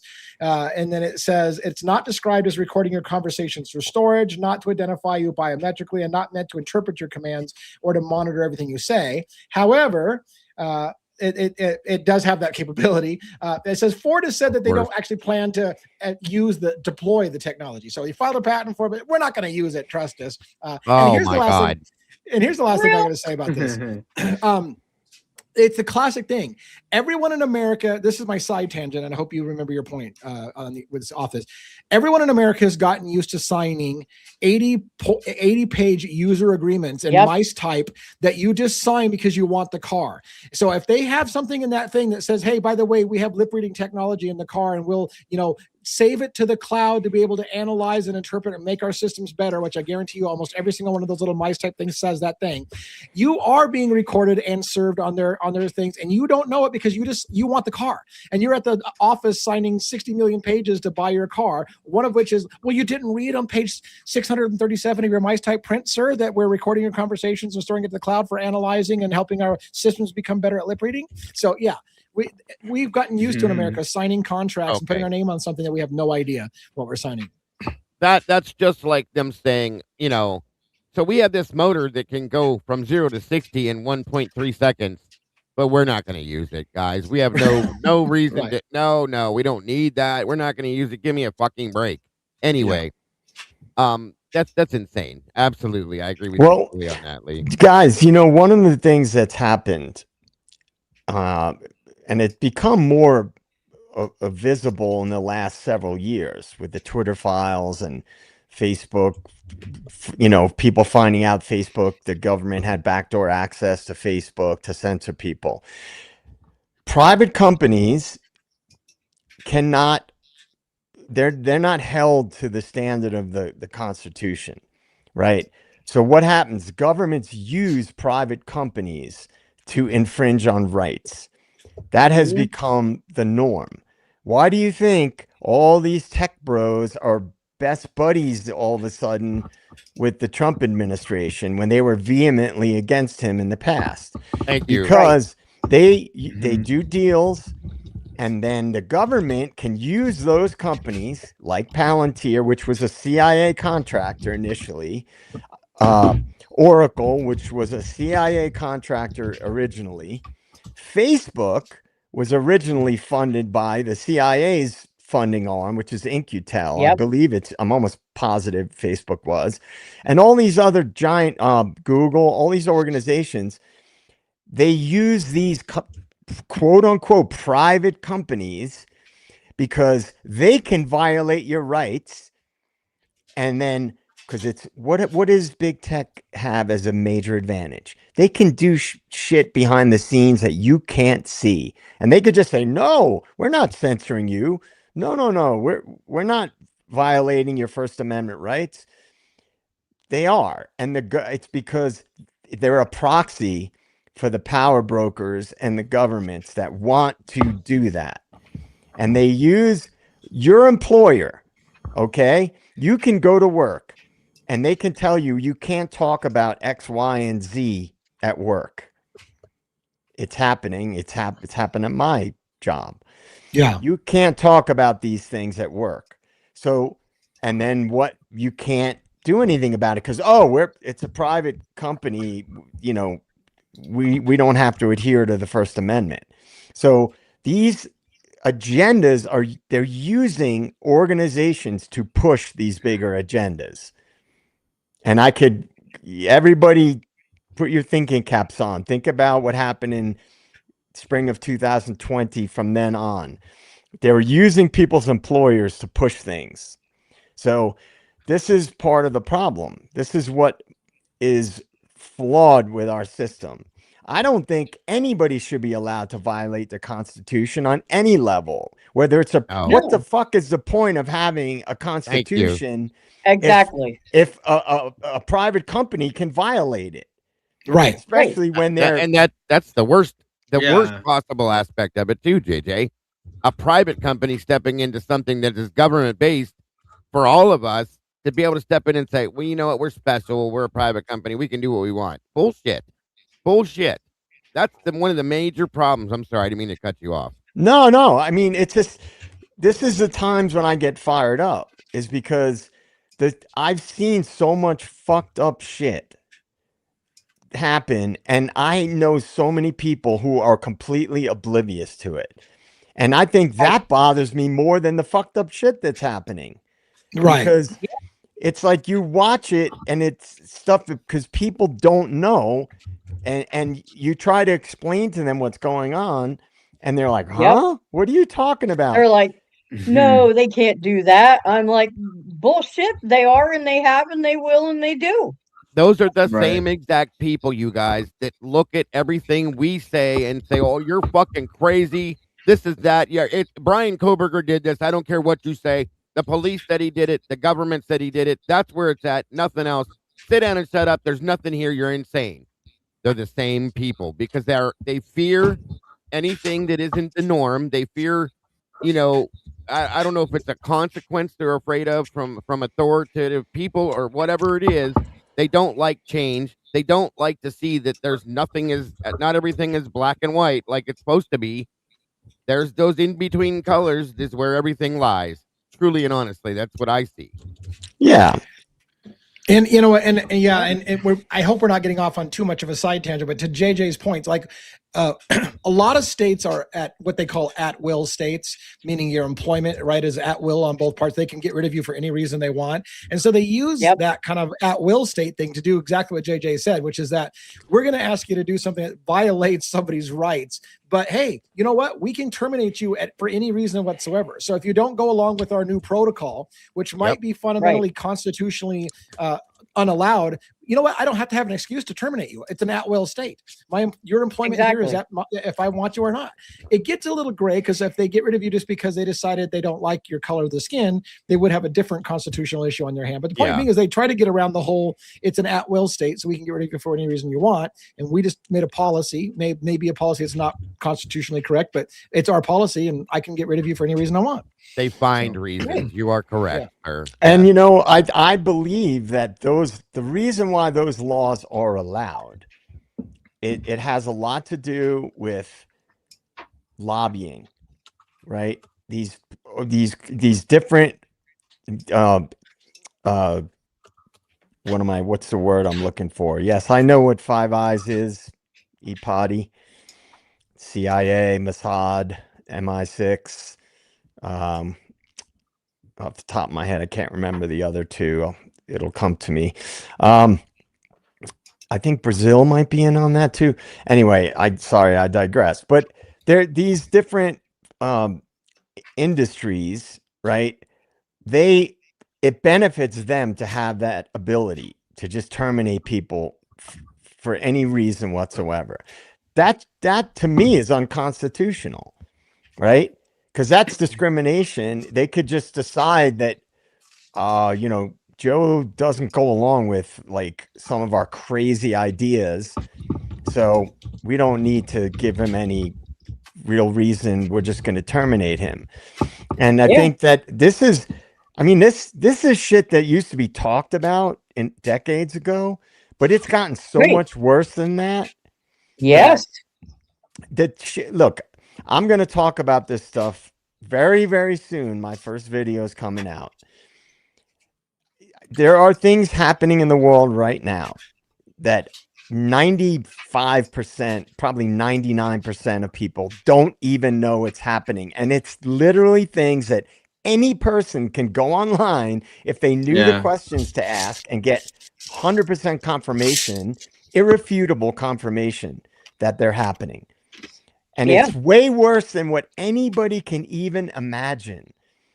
And when I've tried to tell people about it and they just, oh yeah, whatever. It's just crazy. I wish I didn't know about some of it, to be honest with you. Agreed. Yeah. And so if you don't think the government would blatantly lie to the public about a quadruple homicide and who's really guilty and who's really behind it and what was really going on, there's things happening right now everywhere in the world that are 1,000 times worse than that. Yeah. God, yeah. Yeah. And that part of it is in the Bronx. Yeah. Yeah. Like this is the last I'll say about it. You hear me say it's 1,000 times worse, and some people know about it, and some people are like, well, yeah, it's probably really bad shit. It's worse than that. It's the worst things that you could even imagine happening to citizens, and it's happening right now all around the world. So if people want to like understand why I think the way that I do, it's because I know what these people are capable of. And anybody who's done the reading and the research knows it too. And I know some people in the chat know. And so I'm not going to talk about it specifically on here because I don't want to, you know, get anybody else in trouble. But this is, if people that can't grasp the idea of people in positions of law and authority doing really nefarious shit, then you're not paying attention to the world. And, you know, just keep in mind, everybody, the government is not the government, and that goes for all government proxies. That includes the mainstream media. They are a government proxy. They are not obligated to tell you the truth. I'm being literal. They are not obligated to tell you the truth. And they don't. No. They absolutely don't. I mean, look at the Idaho 4, just all the inconsistencies that are in the documents themselves that are supposed to be official court documents, and some of the the officers' reports back and forth don't match up, and things like that. I mean, these are supposed to Oh, it's be horrible. officials, Yeah. right? Or they don't take a report at all. Right. You It's know, horrible. Right. yeah, It's Yeah. it's Go ahead. just I was just gonna say it's just a smaller version of what the big picture yeah, is in the world. Period. Like yeah, for Yeah. instance, they tell us that the government makes these decisions. They do this, they do that. Our president does this, this, and that. That's great. That's fine. That's what we're shown. Just like with this case, guys, we see this, and that. But what's truly going on? Who's actually running? Everybody knows that the world is run by the Kennedys, the Bushes, the Bransons, Schwartzmans, Ackmans, the Walton families. All these big. I think there's like 13 power families that run the world. Period. right, That's who runs yeah, our government. Period. We just have, what do you call it? Figureheads sitting up there to make it look good. Well, in this case, it's the same thing, in my opinion. They have these people put in place to look good, to look like the figureheads of the case. In the background, there's something else Oh, going on yeah. completely different. It's the same damn thing, in my So, opinion. So, I hope. yeah. I know we go off. Sorry. It's Friday night. We could go off on side tangents. I- What, JJ? Are you gonna cover anything about the population control and our good Yeah. buddy our good buddy Bill Gates? Who? Oh yeah, Yeah. amazing. That's a big one. That's Yeah. a big the one. 5G stuff. How about all that? Well, here's the thing. It's one of the. I understand. I have a lot of friends and family that are quote unquote normies. I totally get it. People are working. They're trying to make money. They're raising their kids. They're planning their next vacation, their next car they're going to buy, whatever. They're making a lot of money. I was in a relationship with somebody that was an executive at a major, major, major bank, global bank. And they were oblivious to the things. When I told them some things, not even that controversial things, I had to send them information to show them what I was talking about. Most people are not. They don't care. They I don't know it wanna sounds know. crazy. They don't want to know. No, they don't. Right. Imagine, Hey- think about this. You're a regular person in the world. You work, we all work. We all do our thing. And somebody tells you, oh, by the way, there's a group of powerful elites that have literally been saying it openly for decades that they want to reduce the world's population. Mhm. And oh, by the way, look at all these things, these different technologies that have come to pass and are being used. The cognitive dissonance is too much for your average person to be able to wrap their head around that. It's crazy. That's crazy.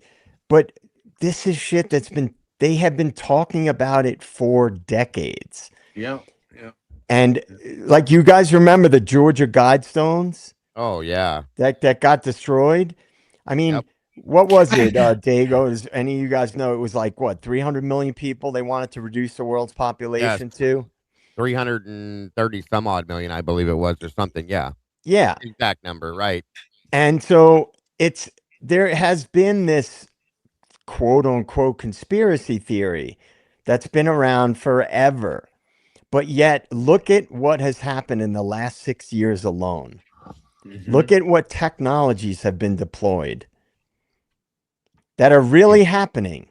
Verifiable, irrefutable, are happening.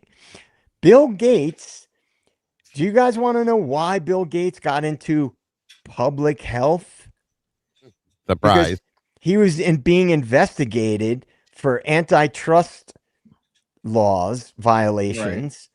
And all of a sudden, he transitioned to this philanthropist. Bill Gates has never done anything in the history of his existence to benefit anybody but Bill Gates. Yeah. And then we got new vaccines that came out, JJ. Yeah, he had millions invested in that stuff. Mhm. It's guys, it's the government. shudder when I think that people actually believe the government cares about your well-being. The fact that anybody could even have that thought in their head that the government and big business could care about your well-being boggles my mind. Read the book The Corporation. It's a tiny little book. You can Yeah. read it in 2 days. Read that book. It's Yeah. a Well, business book, It's and what it you talks said. about the Well, origins JJ, of just wanted to corporations. say, like you said, it's like some people. Maybe it's not that they don't care, but they don't care enough to investigate or question. Well, So yeah. I can't tell you how many people I know that they think Bill Gates is like the most amazing person, that he donates all this money to good fun, he helps people and does, he's a great person. Yeah. Yeah, he sure It's is to himself. You know, yeah. he's a great person to himself and the people that believe in what he believes in. But Yeah. this is all. Did you say The Corporation, JJ? Is that book about the Cubans and the mob? No, the corporation. It's called the one that I'm speaking of. It's about literally about corporations, and Oh, okay, this book came out in 2004, and it gotcha. talks about ESG, right? Oh, okay, The yeah, origins of ESG, and how gotcha. all that stuff really got started and why, and Right. and so Bill Gates. I'll just say this, and I'm not going to get very deep into it, but everybody knows that he had all this, his hands in Africa because he's such a Oh philanthropist. yeah. He wants Right. to help Africa. Yeah. Well, guess what? They can test pharmaceuticals on people in Africa without them Yeah. And knowing they it. do. Right. Yep. So Bill Gates, look into it. If you doubt me, anybody out there, look into the things that he's been involved in. That's Bingo. all Oh, you have to do. he's off the charts. He's off the He is, charts. you know what? I'm going to say it. In my opinion, I'm being dead serious. I think he's the single worst human being that's ever Yeah. lived on planet Earth in the history of human civilization. I mean that. I think Bill Gates is the single worst human being that's ever lived in the history of humans. And if look into it, just research it, and you'll see a lot of things about him that will be hard to believe. Yeah. Well, Absolutely. he's another fellow character that showed up on Epstein's doorstep. So Right. Yeah. Right. Right. Yeah. not to get into Epstein, but he did. Yeah. And Oh, like there's a it was allegedly because of his association with Epstein that him and his wife and Melinda got divorced, and in Uh-huh. part because of that. But that's Yeah. a story for another day. I Well, think. DA, are you okay with talking about the Epstein situation? Sure. Yeah. Okay. I don't know how up to date people are.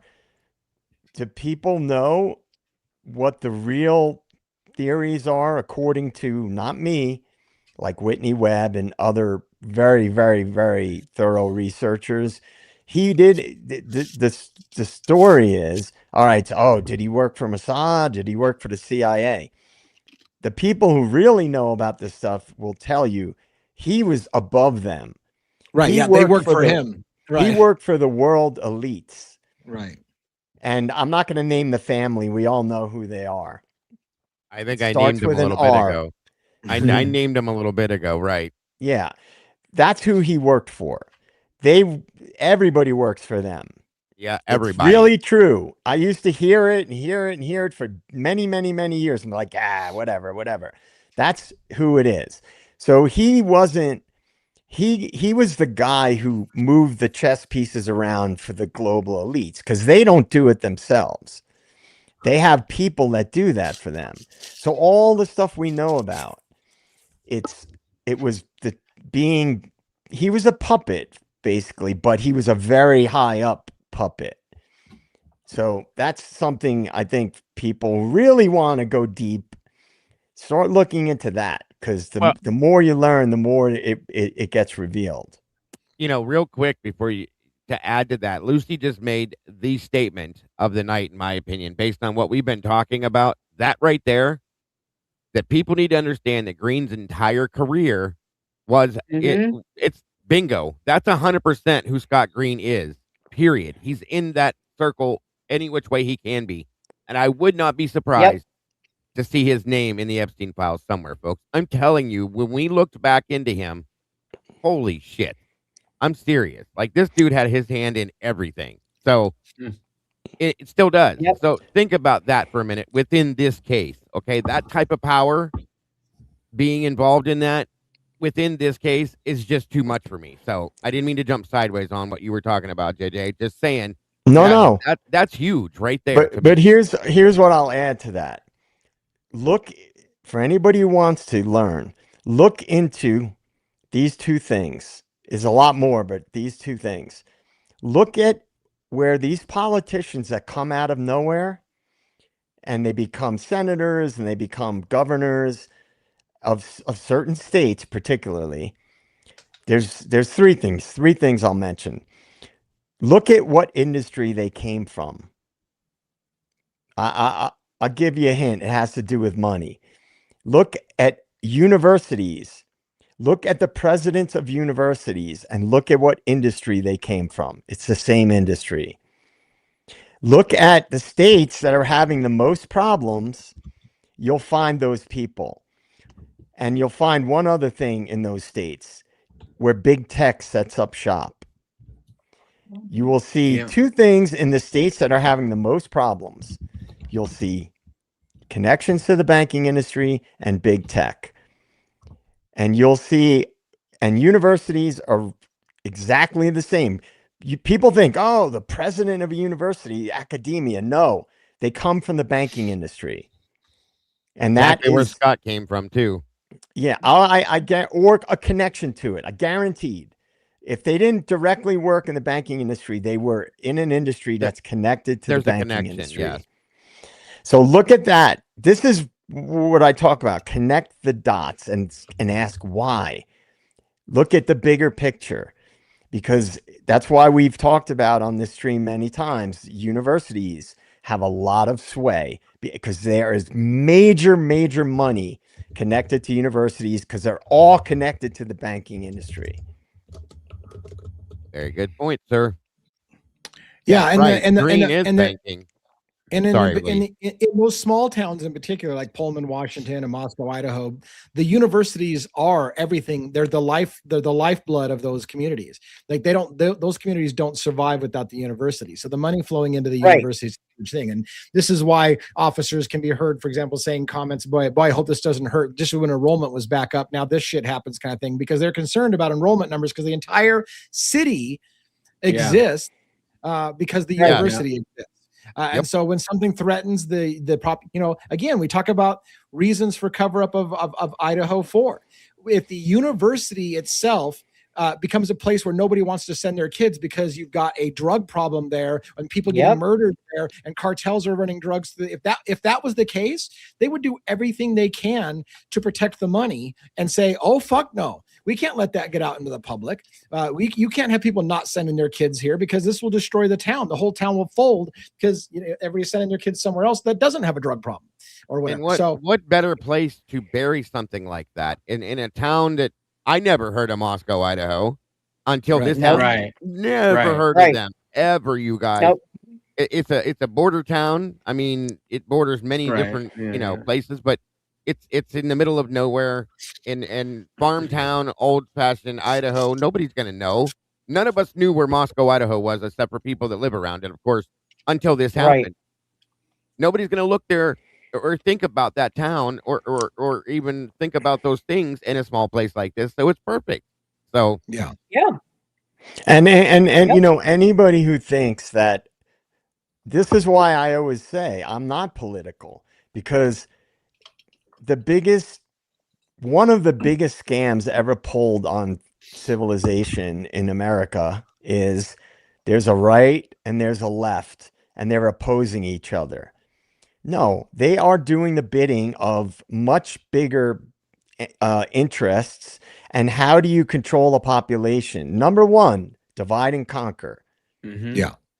Keep them distracted. There was have you guys ever heard of Academy of Ideas? The videos? Okay. Yep. a video that came out way before COVID. It's an older video that I saw. It's called it's based on mass psychosis, right? And I think there was two versions of the video I saw. One was called The Killing of the Mind, and the other one was just like mass psychosis. And it talks about, this is a very broad thing. Anybody who's read history knows this, how totalitarianism gets spread. And go watch that video, and you'll see that everything that's been happening in the last 6 years it's clear as day.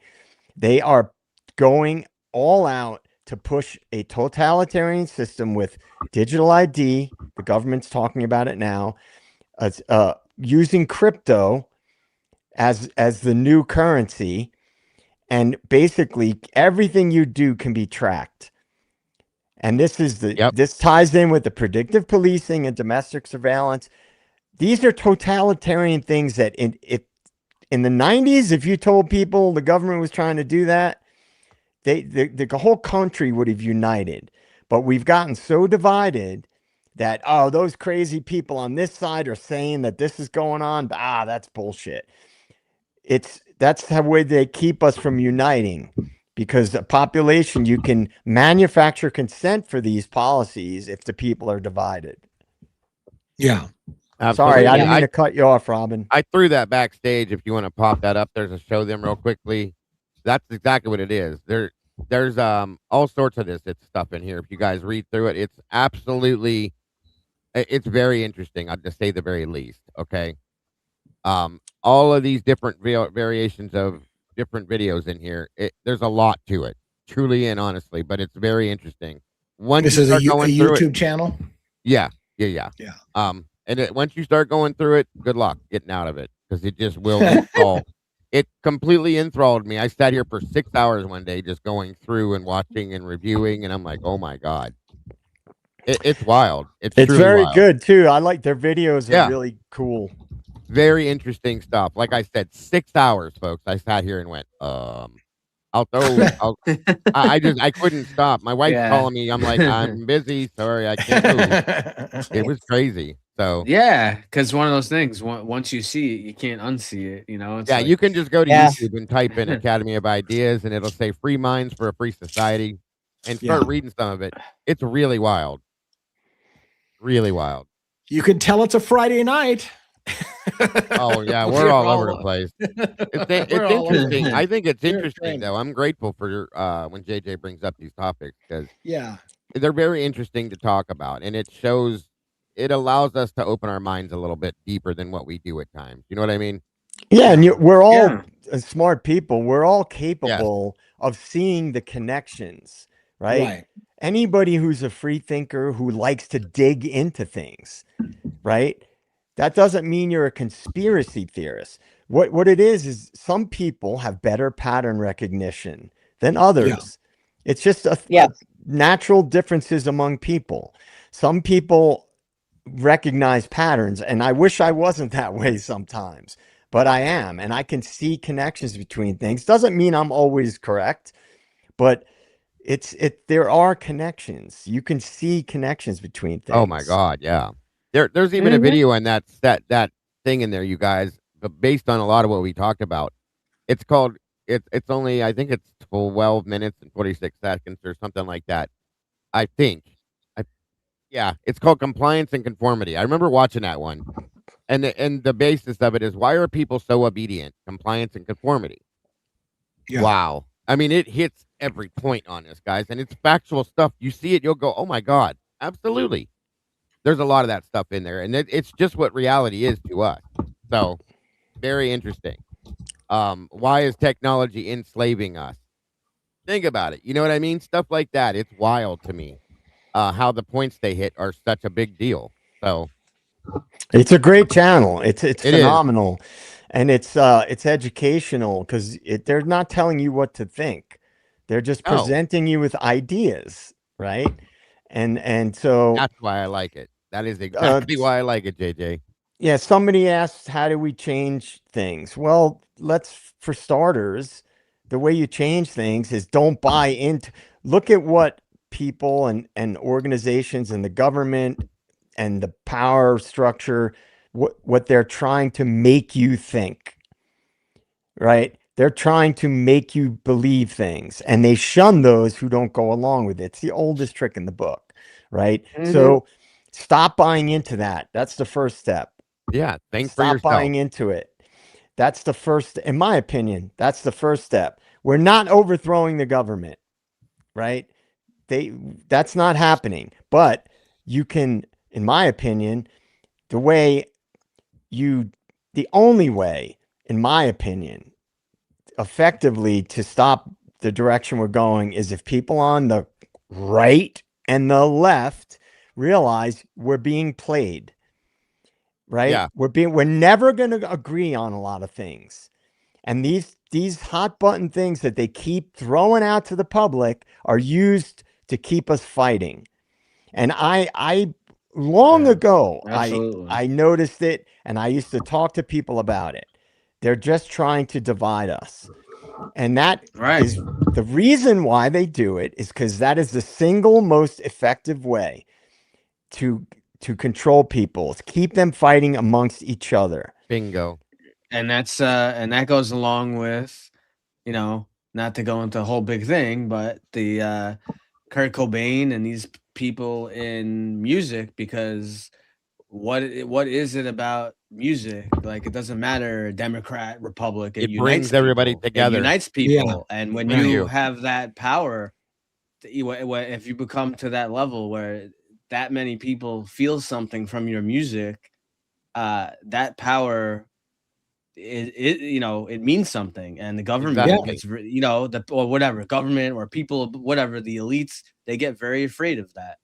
It's okay to have your own mind, you guys. That's the biggest thing. Is a lot of people, like we said earlier, they have that fear of oh my God, if I don't think what my government wants me to think, if I don't think what I see is, the police arrested this person, it has to be right. Why? Why can't you think your own way about it? Why can't you make your own decision? That's the problem right there. Make your own decision based on what you see, not because you think you're supposed to. There's the problem right there. We do what we do because we think we're supposed to do it that way. Sarge, who was a big part of my channel, has said this forever. This is how we're programmed from the moment we're born, period. It's just how it is. So, you have to be able to open your eyes and go, you know what? What if I want to see this? And then, like JJ said, anytime we say, hey, I'm not comfortable with that. Can I see it this way? Oh, no. You're an asshole. You're a band. Get away. That's what happens. So it's not a good thing, folks. We have our own minds for a reason. We can use them. And to Andrea Smith's comment, she said, well, true, but we can't just let chaos ensue. If people were more united, there would be exponentially less chaos, because they need that to carry out the chaos. They need a divided population to get away with it. They fear a united citizenry. They fear it. So what do they throw up all the time? Abortion, gun rights, immigration, and economics, right? The economy. Those are four of the big ones. There are many others we could all talk about. Right. So they keep us fighting about healthcare is a big one. Yeah. Healthcare, right, and economics. They use those. They use those to keep us divided, right? And I read a research study when I was in college about politics. And I took a class in college called Conflict and Violence, taught by a retired FBI agent. And this is what we talked about. This very type of thing. Why these conflicts go on for decades and decades and decades. And we would dig into this shit. And the thing is, I can go into way more detail on my channel, because this is exactly the type of shit that I'm going to talk about. But the first step is be aware of what's going on. The second step is to ignore them. If you see the news trying to, I stopped watching any content creators that pushed the right versus left bullshit. I just stopped following them. I stopped listening to them, because they're paid shills. They're paid to do that. They're paid a lot of money to do that. And that's why they have such big followings, because their algorithms are manipulated because they want to spread that divisive narrative out to the public. So they get the behind the scenes shit to and that's push where you them. have to start teaching your children, go back to basics in order to teach them to use critical thinking skills. Bingo. So you have to start, it used to be when we were young, we were taught how to use critical thinking in order to sort out bullshit. But now, we're not teaching that in schools anymore. Hell, most of the schools, I mean, here in Pennsylvania, it took frickin' the governor to sign in the law that all children have to know fucking cursive. Now, come on, you have to have a law. I mean, what does that tell you right there? Because most kids today think it's some kind of a secret ancient language, Right. and they have no idea how if they couldn't stand in front of the Constitution and read it because they can't read cursive. Now, what does that tell you? That is a sad state of affairs when our kids can't even read that. That's just a small thing. So we have to start teaching our kids that it's okay to question things. It's okay to have questions about things that you find strange, or you're curious about something, or whatever. So it all starts with younger people. Teach them it's okay to have a mind of their own. That's it too. That's a good point you bring up, Robin. Jen, I do want to just jump in quick. We have a gift from Jen. Thank you very much, Jen. Yes, we certainly are running the gamut tonight. So somebody had a pinned comment. I was trying to comment. Okay, go ahead. Go ahead and address that. Oh, is that from you guys or me? That was on our channel. Yeah. Thank you so much for that. Thank you. And here's the lightsaber. Yes. Thank you, Jen. There we go. That's the comment I was looking for. I couldn't even find it. I was trying to comment on it and I couldn't even find it. This is an important thing to keep in mind, because again, like here's the tough part. Like I don't want to restrict our conversations, and I know that we're getting onto some deep topics, and I've been told before, people don't come to the lives to get educated about world politics and how to but to bring it back a little bit, the question becomes, what do you do when we sit there and we see people that we believe are innocent sitting behind jail for crimes they didn't do, because the system is starting to fail us and doesn't give a shit anymore about the truth. They care about, getting conviction records or whatever. And we're hiding behind closing out transparency and making things all behind gag orders and passing new laws and celebrating the families for getting laws passed that said nobody's allowed to see anything that happens in a true crime case. Here's the thing. We're not going to solve the world's problems tonight. And you're right. Like for us, I feel like for me and my channel, we're focusing on that smaller version, which is how do we get this wrongful conviction overturned? How do we get somebody out of jail who's spending their life in jail?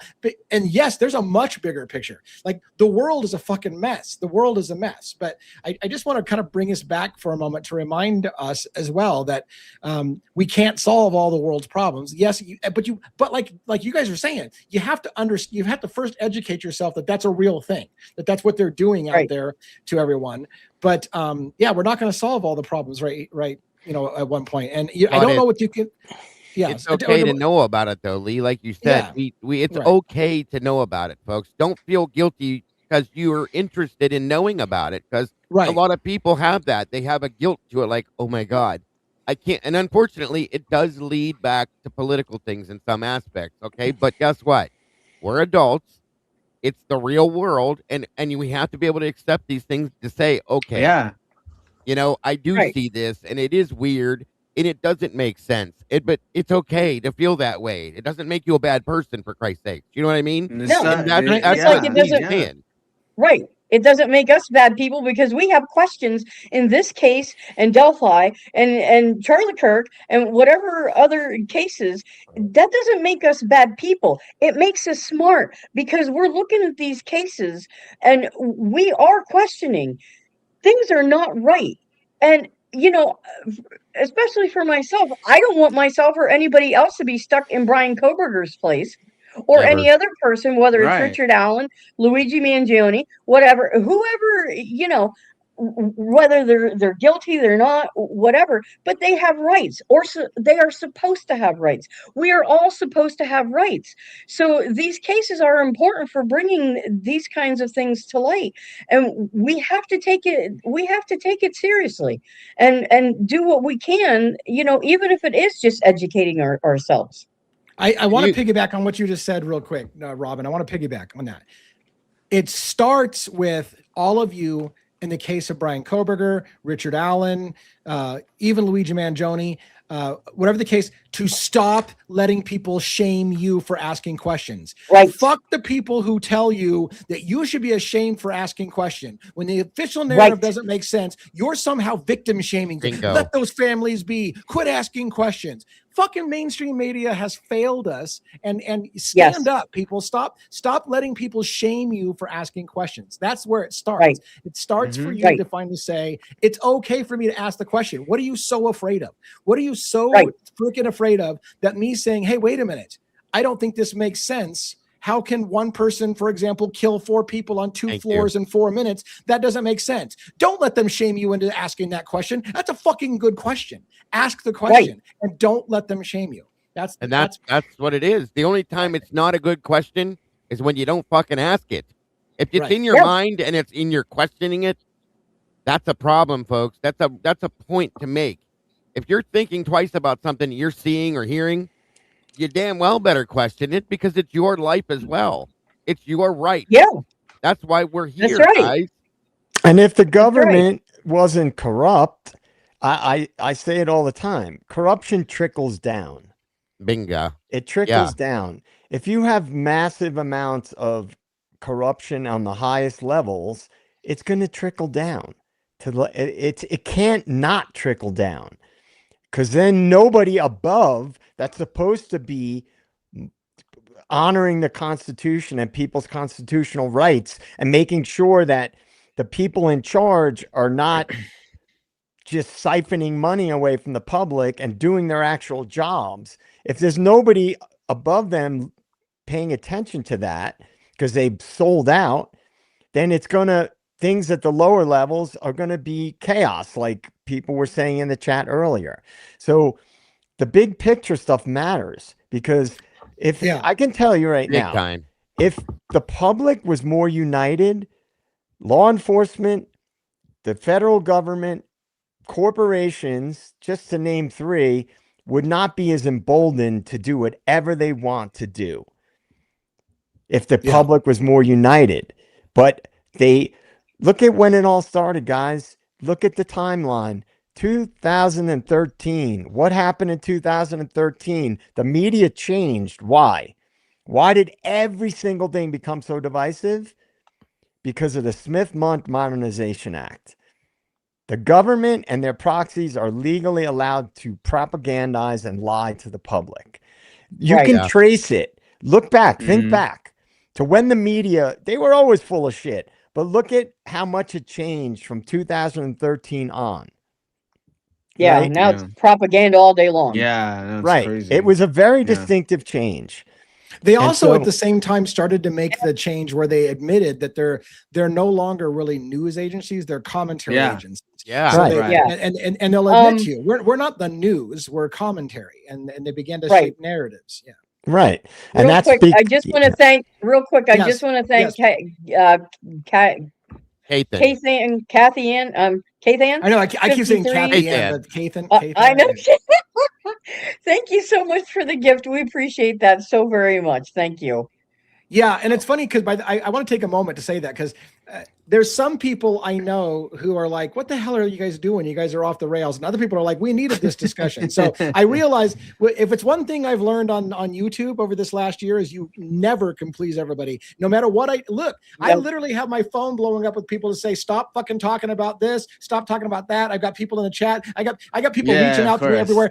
You can never make everybody happy. And so I do want to say, for the gifter, thank you for letting you know that not everybody is as like, look, we're just not on the same page. Not everybody's on the same page. You can't please everybody.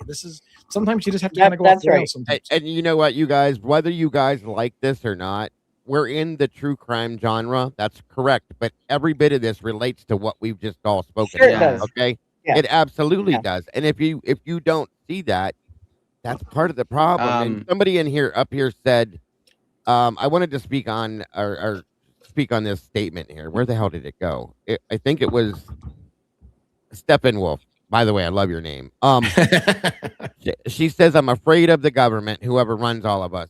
That's what you're supposed to be. That's how it's Yeah. supposed to be. That's what they want you to be. We are supposed to be Yeah. afraid of the government, okay? Because of that. Yeah. And that's what part of the problem is.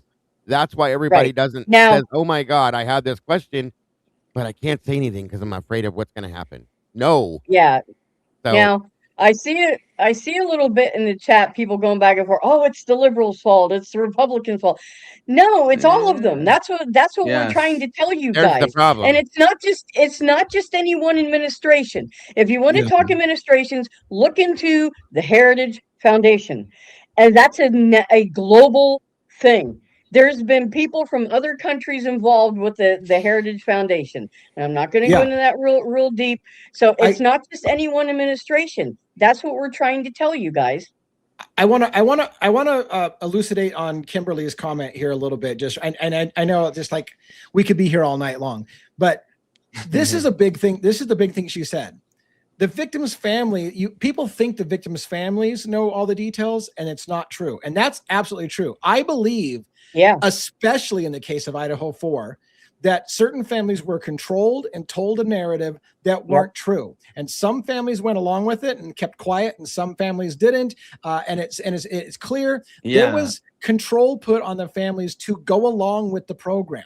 And if you think the families actually know what happened any more than you do, I would argue they do not.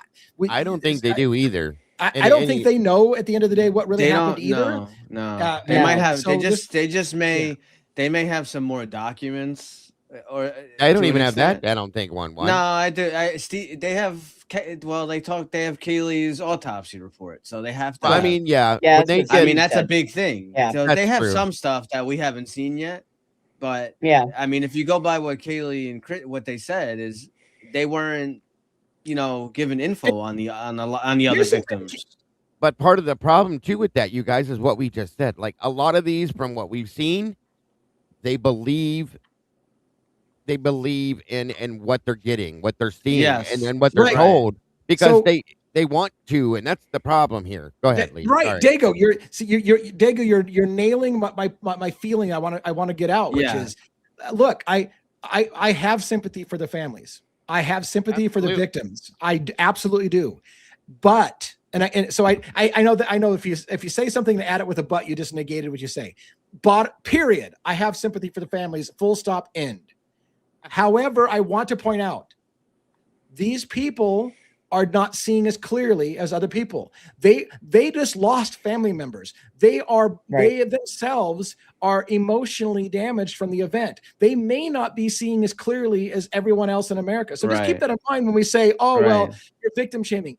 They may not see it the same way because they're going through trauma you can't even comprehend, and that may bias them to not see the whole picture because they're stuck in a moment in time. The rest of us who don't have personal issues involved with this, we didn't lose a family member. We can look at it more objectively. I don't know that the families who lost a son or a daughter can look at it truly objectively because it's too personal for them. So maybe it takes some of us out here who would not have a dog in the fight to look more objectively at it. And I've said that. I've said for 3 years, you guys, I've been telling, at least in my community, I've said, I don't believe that these families were able to grieve the way you should grieve the loss of a loved one, a child, Tibet, okay? Losing a child has got to be the worst possible thing in the world. It's got to be, okay? There's no doubt about it. I know people that have gone through this. They've talked about it. It's amazingly horrible. You can't grieve properly over something like that when you're in the middle of an investigation with it. That doesn't make it's not possible in my mind. Okay. I just don't see that. So I think that's a big part of what Lee was just saying. Like, they're not seeing this in a way that we're seeing it. Okay. We're not the ones, we may be upset about it. Okay. We are, or we wouldn't be sitting here. We're all upset. We're all brokenhearted that this happened. It's a horrific thing. And none of us want to see this happen. Okay. Not to mention the constitutional side of this, of all the stuff that's going on with Brian as well and all that. But we don't have a dog in that fight. They do. We just watch Right. it from the outside, and it's Right, a and that's whole why- different thing. And that's why I would say to the families, I respect I respectfully want to say you may not be able to see this objectively like the rest of us can. And Yeah. while Right. I understand your grief, I totally understand your grief. Don't shit on everybody else for seeing it differently, because we don't Thank have you. the same emotional tie that you do, and we're looking at it from a different perspective.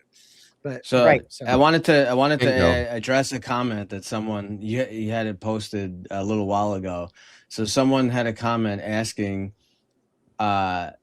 why about Hitler. Did Hitler not see the 230 or whatever, video and hear the screams or whatever? This is the thing with Hitler. If you're going to go by, that he's not being controlled by some higher thing or whatever, and he's a judge on this thing, and he's going by what he wants to go by. Once he had in his mind that Brian's touch DNA was on this knife sheath, he didn't give a shit about anything else. He could care less. No. He was a third arm of the prosecution, and that's it. He didn't care. He didn't care about Ray. The case He was didn't over care about as he heard anything. DNA. Yeah. Right. Once he heard DNA, that's it. Yeah.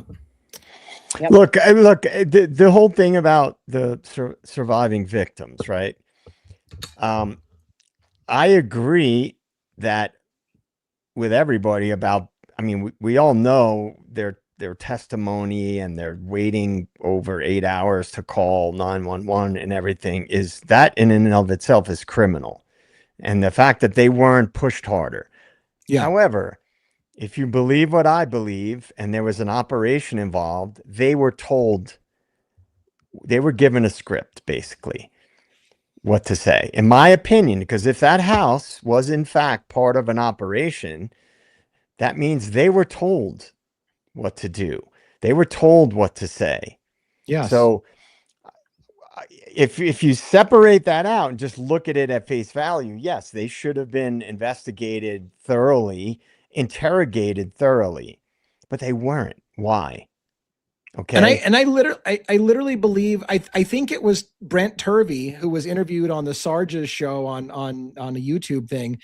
He literally said law enforcement has threatened families before for not going along with the official narrative. They're like, if you keep going and talking about this and saying something that's against what we're saying, we'll start arresting you. We'll start, you're going to find yourself in jail. We're going to find, and so people have been intimidated to go along with the official police investigation or the prosecution's case, and to shut up about anything different, or they themselves will start getting arrested. And again, in a sense, we said this the other day, Hitler in that private hearing with the Gonsalves family, saying to Steve, Steve, you need to shut your mouth. That's enough. Right. And Steve says, we I just don't won't think have I a can hearing. do that. Right. Yeah. And he goes, and well, if you can't do it, then there won't be a trial. Do you think it's going to bring her back to life, Steve? Like, you don't say that. And that's, in a sense, That's crazy. It's threatening. It's threatening the family, in my opinion. I'm sorry. Yeah. And Dago, I Ellen- think if you were Dago, I think if you were to go down the conspiracy angle, I always hesitate to go too far down.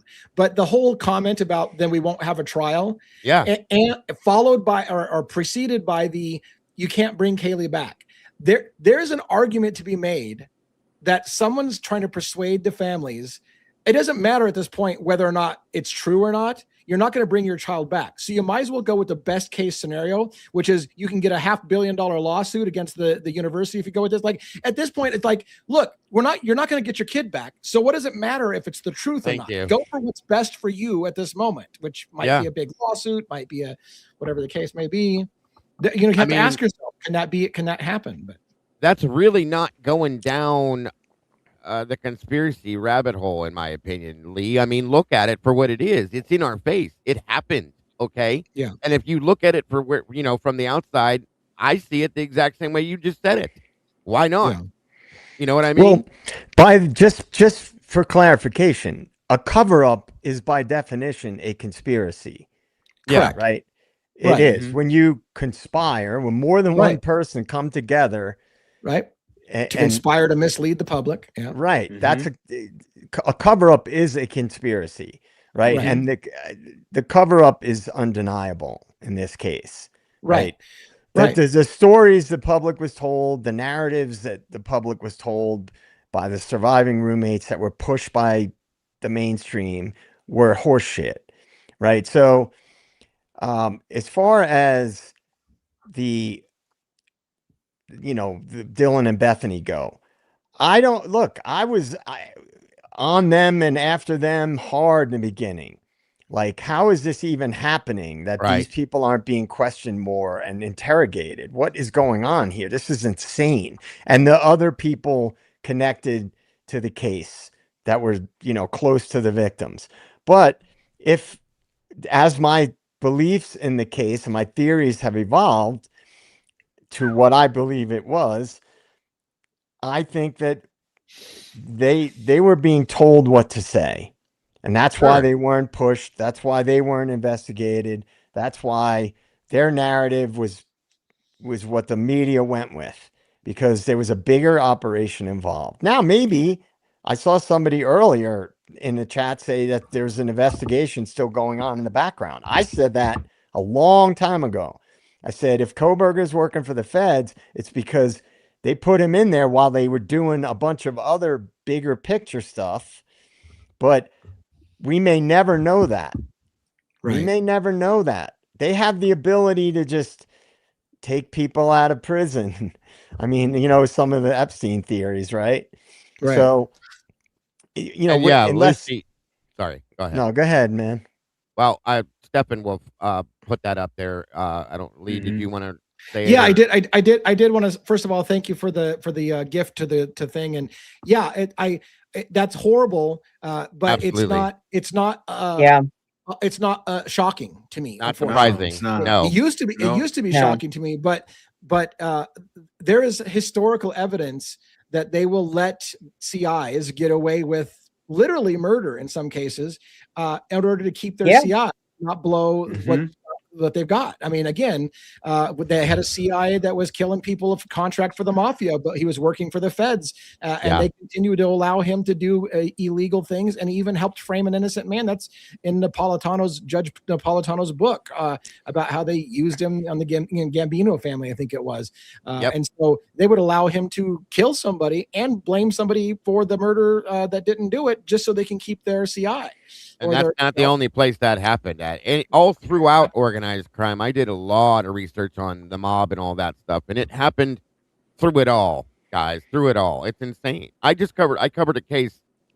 It's been a little while, but anybody in here that follows me that was with the trying to think of the name of it. This woman's husband was a police officer, okay, and this woman was murdered because that's why I took the case. They called it a suicide. She was murdered, and it's believed that her husband did it. Okay, but one of his partners at the sheriff's department shows up at the house and finds her that way. Conveniently, he calls and says, "Hey, go check on her. I tried to call her. She didn't answer the phone. The door was unlocked. Conveniently, all of this stuff happened." And I've been covering this case in the background for a long time. It was not suicide. There's no way in hell. And this is a law enforcement official who committed this crime that has gotten away with it for 30 years. Okay. It happens day after day after day. This is another situation like this. And we're just supposed to, nobody looks at it like that. They look the other way and move forward. So I didn't mean to jump sideways again, but that just brought that back to mind. I mean, and I really don't think we're ever going to get the truth in this case unless, like I say, a whistleblower comes forward. Because if it was a government operation, it's blanketed under national security, and they can conceal whatever they want, release whatever they want, release a bunch of breadcrumbs, to keep people distracted. Right. They'll just change the narrative to something else. Right. Right.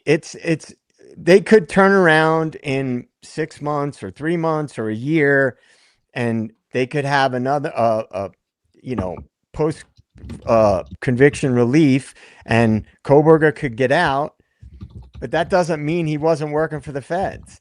That's just they accomplished what they needed to accomplish. Yeah. And then he moves on, and everybody forgets about it. He never writes a book. We never hear anything about it. He just disappears. Right. Yeah. I mean, it's just, or he writes a book and he makes millions of dollars. But again, I don't believe when operations are involved, it usually takes decades before real Yeah. information trickles out to the public, because Right, and- people become less Right. afraid to Everybody's come dead. forward. It was involved in the beginning of it. They're all dead. Right. It's the same. Look, we'll wrap up pretty soon, but it's the same thing. The reason why I say everybody's retiring and moving out of Moscow. The reason why it takes time for the truth to come out is everybody who needs to bail ship. All the rats scurry off the ship before the shit goes down. Right. So it takes decades for the truth to come out, because everybody's got to protect their careers first and get retired and get protected so they don't lose their pension and they don't lose their whatever. And so once all that's done, then years from now, you get to have something come out like, "Oh shit! I wish you would have known that when it happened." But usually, it takes a while for everybody to get protected first. Yeah, and real quick, if I can, Margaret, absolutely, the Ellen Greenberg case. That's an absolute perfect example. This woman supposedly stabbed herself however many times in the back of her head and her neck and everything else. Yeah, To take her own life. This is somebody who, the person, in my opinion, that committed the crime comes from money, and his family is money. They have money. They have those resources. They're connected to the important people. This is why this woman's parents cannot get a new trial for this, or a new whatever you call it for this, because there's no way in hell this woman stabbed herself in the back of her head and her neck 25 different times on the planet. It's not possible. Okay. This is what we're saying. And we're just supposed to go, okay, no problem. Thank you. Right. Okay. yeah. Again, I trust you, boss. if there's a message and theme for tonight, it's the don't let happen what Dago was talking about, for them to tell you that you can't talk about and ask questions. Ask questions. That's right. Keep your mind open. Don't let people tell you that you should be ashamed for asking questions. That's the part that pisses me off. Too many of us are being shamed for asking questions. Like somehow we're reprehensible people because we ask questions that don't add up, and that makes us disgusting. That bullshit needs to stop. Fight back. Don't let people talk to you that way and tell you that you should be ashamed of yourself because you asked questions. There's a difference between being disrespectful and being shitty to somebody and asking questions. We're not being shitty and disrespectful. We're asking questions. All that means is that you, every damn one of you, are smart.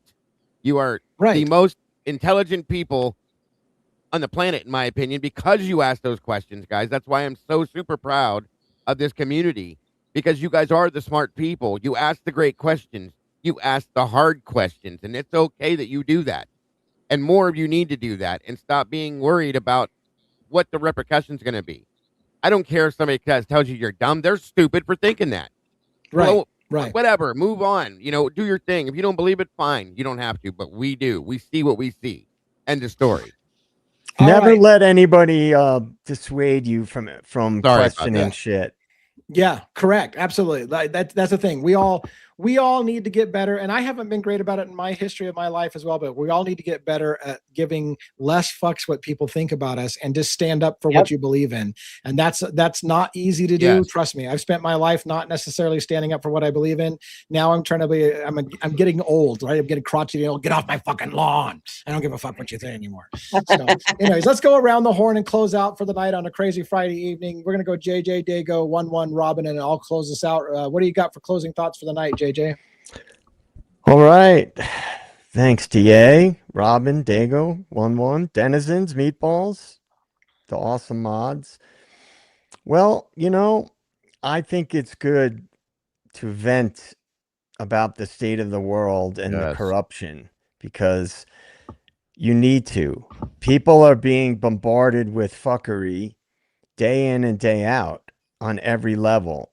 And you need to have a means by which you can vent and talk about this shit, because the power structure doesn't want us to. They want to keep people afraid to speak about controversial things. And that is why it's more important to talk about this stuff and make the connections to the bigger stuff from the smaller things that appear to be smaller and localized, to try to make the connections, if you can, to the bigger picture. And with that, my public service announcement: everybody, volunteer your DNA to Othram Labs, sign up for the digital ID and the central bank digital currency. Be a good citizen. It's for the greater good. Thank you for your public service announcement, as always. Hopefully everybody understands sarcasm. I'm sure that they do. What do you got, Dago, for close? Great show tonight. Great conversation. And I know it's a little sideways from where we go normally, you guys, but you know what? Every now and again, I think we need to do this. Okay. I think we need to be able to, like JJ said, you got to vent your feelings. We sit on this stuff day after day after day after day. We know that these things are part of what we look at every day.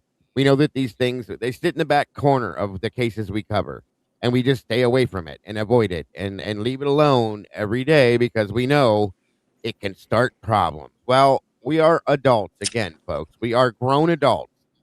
We need to be able to deal with this stuff, okay? And come back to reality at some point and say, you know what? It's there. We see it.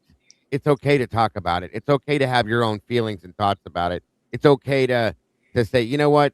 Fuck it. Let's have this conversation today, which we did. And we do this every now and again, and I think it's a great thing. So thank you all for being here. Thank you all for being part of this and being the smart and amazing and beautiful people that you are. I appreciate each and every one of you.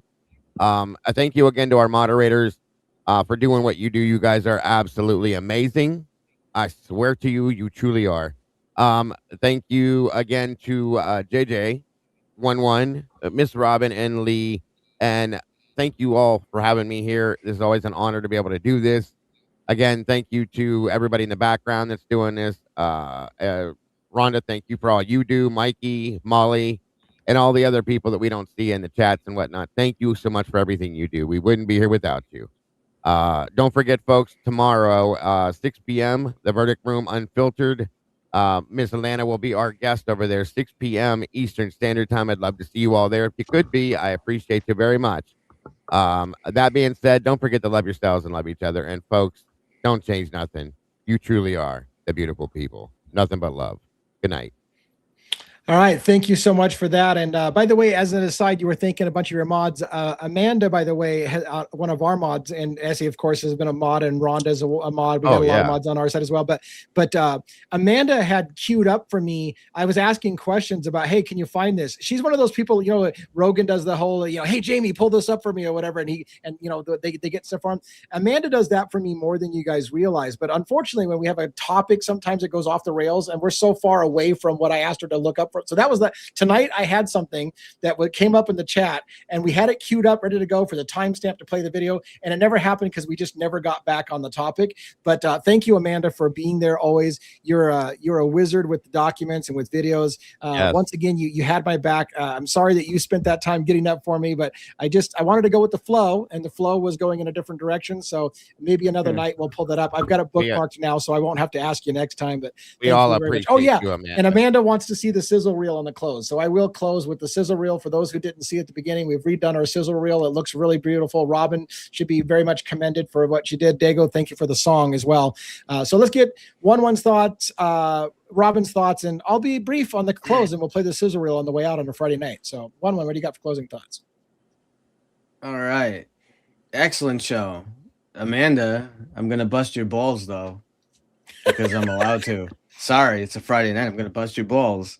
Where's my judge quote saying Kopaka? Oh yeah, she was gonna find that for yeah. I have her where no, we love Amanda. She's great. Thanks to all the mods, all of you come here each and every night, part of the show, support, you know, Dago, support Crimes After Dark, Devil's Advocates. It's always nice, you know, when the show goes off the rails a little bit. You know, a lot of these topics kind of intertwine and, you know, tornado around each other. And as what was said a few times, the main thing is don't be afraid to use your critical thinking and ask questions. Never be afraid to ask questions. Never. So we love all of you guys. Before I do this movie quote, I am fully blaming my wife. So don't shoot me. It is a little spicy. But I guess it fits. I guess it's Friday night. I guess it will do for Friday night. So it is from the 2000s. Okay. I want to have a car that attract a woman with shave down below. Well, that would be a Corvette or a Hummer. We'll try to help you out. Coming to there. America. Whoa. A man yesterday told me if I buy car, I must buy one with a pussy magnet. He means a car that That sounds like Borat. You got it. What Yes, type of but pussy where do you magnet? keep this magnet? Borat. No, there's no magnet. It just means the vehicle. Women love the Hummers. No. Do this have a pussy magnet? No, this vehicle itself would be a magnet. I am If I bored give at. you a good price, will you please put a pussy magnet? Yeah, but there's no such thing in this country as an ass magnet. That was a good one, Miss One. Oh man. Well played. Well played. Yeah, Yeah. Oh my that god. was a good one. She said high five. I love it. That was great. Wow. Thank you for Oh, thank you for man. that evening. That was amazing. All right. That's a good Friday how, do, night. how do you top that? You got gonna top that one? Yeah, I got nothing to top that. Wow. Nothing at all. Except to say thanks for everyone coming out. And if you're on the replay crew, we appreciate you just as much. Thank you to everyone who gave us some gifts tonight. We appreciate that very, very much, as always. And yeah, keep an open mind, folks. Keep asking those questions. Don't let people make you feel bad for asking them. It's like they always used to tell us way back when we were little kids. There's no such thing as a stupid question. Yep. So if that's really true, keep on asking those questions. We have every right to do that. So, and as soon as we stop doing it, that's things are bad enough. But so let's keep on it. Let's keep our feet on the gas pedal, and just don't let up. So, but thank you guys so much, and I hope everyone has a wonderful evening. All right, and I will be a little bit brief. We're going to play our sizzle reel. I'm going to put in our chat, by the way, the link to our Spotify playlist. We've got a Spotify playlist that has the songs for Crimes After Dark show and some of the cool shit we've done. So that link hopefully got posted. So check out the playlist. It has this song and many others. I'm going to put the panel on side with the picture of the video so that we could talk if you want while we do it, or just say goodnight or whatever. But everybody, thank you for coming to a Friday night. It was crazy. It was fun. It was wild. We'll do it again soon, and here you go. We'll play our sizzle reel on the way out.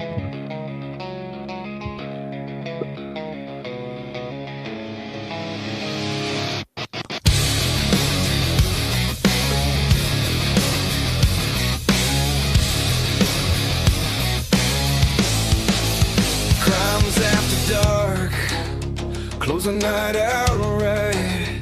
Panel at the table. I want that hat, by the way. In that half-dead light.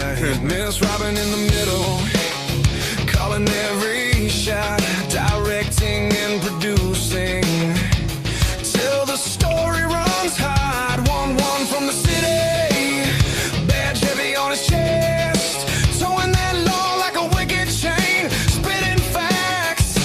No I love it. Yeah, it's I want to see you start doing that with your car, one. I really.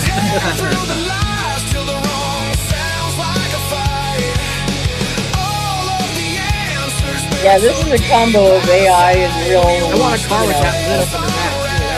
Right? We watch the threads ignite.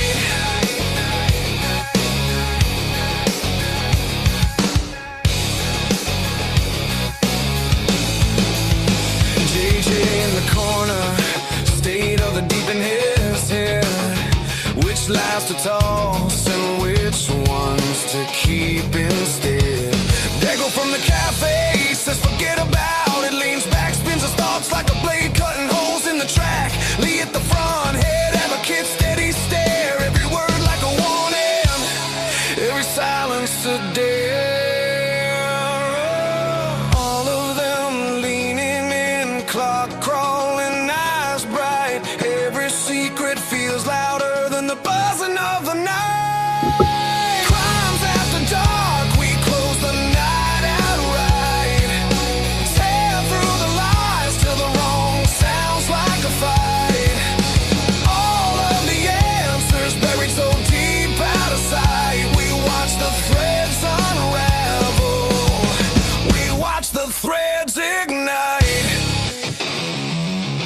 Yeah, they go look really We're so distinguished with our gray hair. You can bury it in paper, you can lock it in a file, but the truth bleeds through, drip by drip, tile by tile. We're dragging it to daylight, name by name, line by line. If you wrote It's it great. in the shadows, we'll read it out this time. Yeah. Crimes Meanwhile, after Lee's dark, like, we "We close hurried the up." night outright. That's on point. Till the road sounds like a fight. All of the answers buried so deep out of sight. We watch the threads unravel. We watch the threads ignite. This almost looks like I have my own personal NYPD in my back pocket. That's not Right. true at all. Yeah. That's not true at all.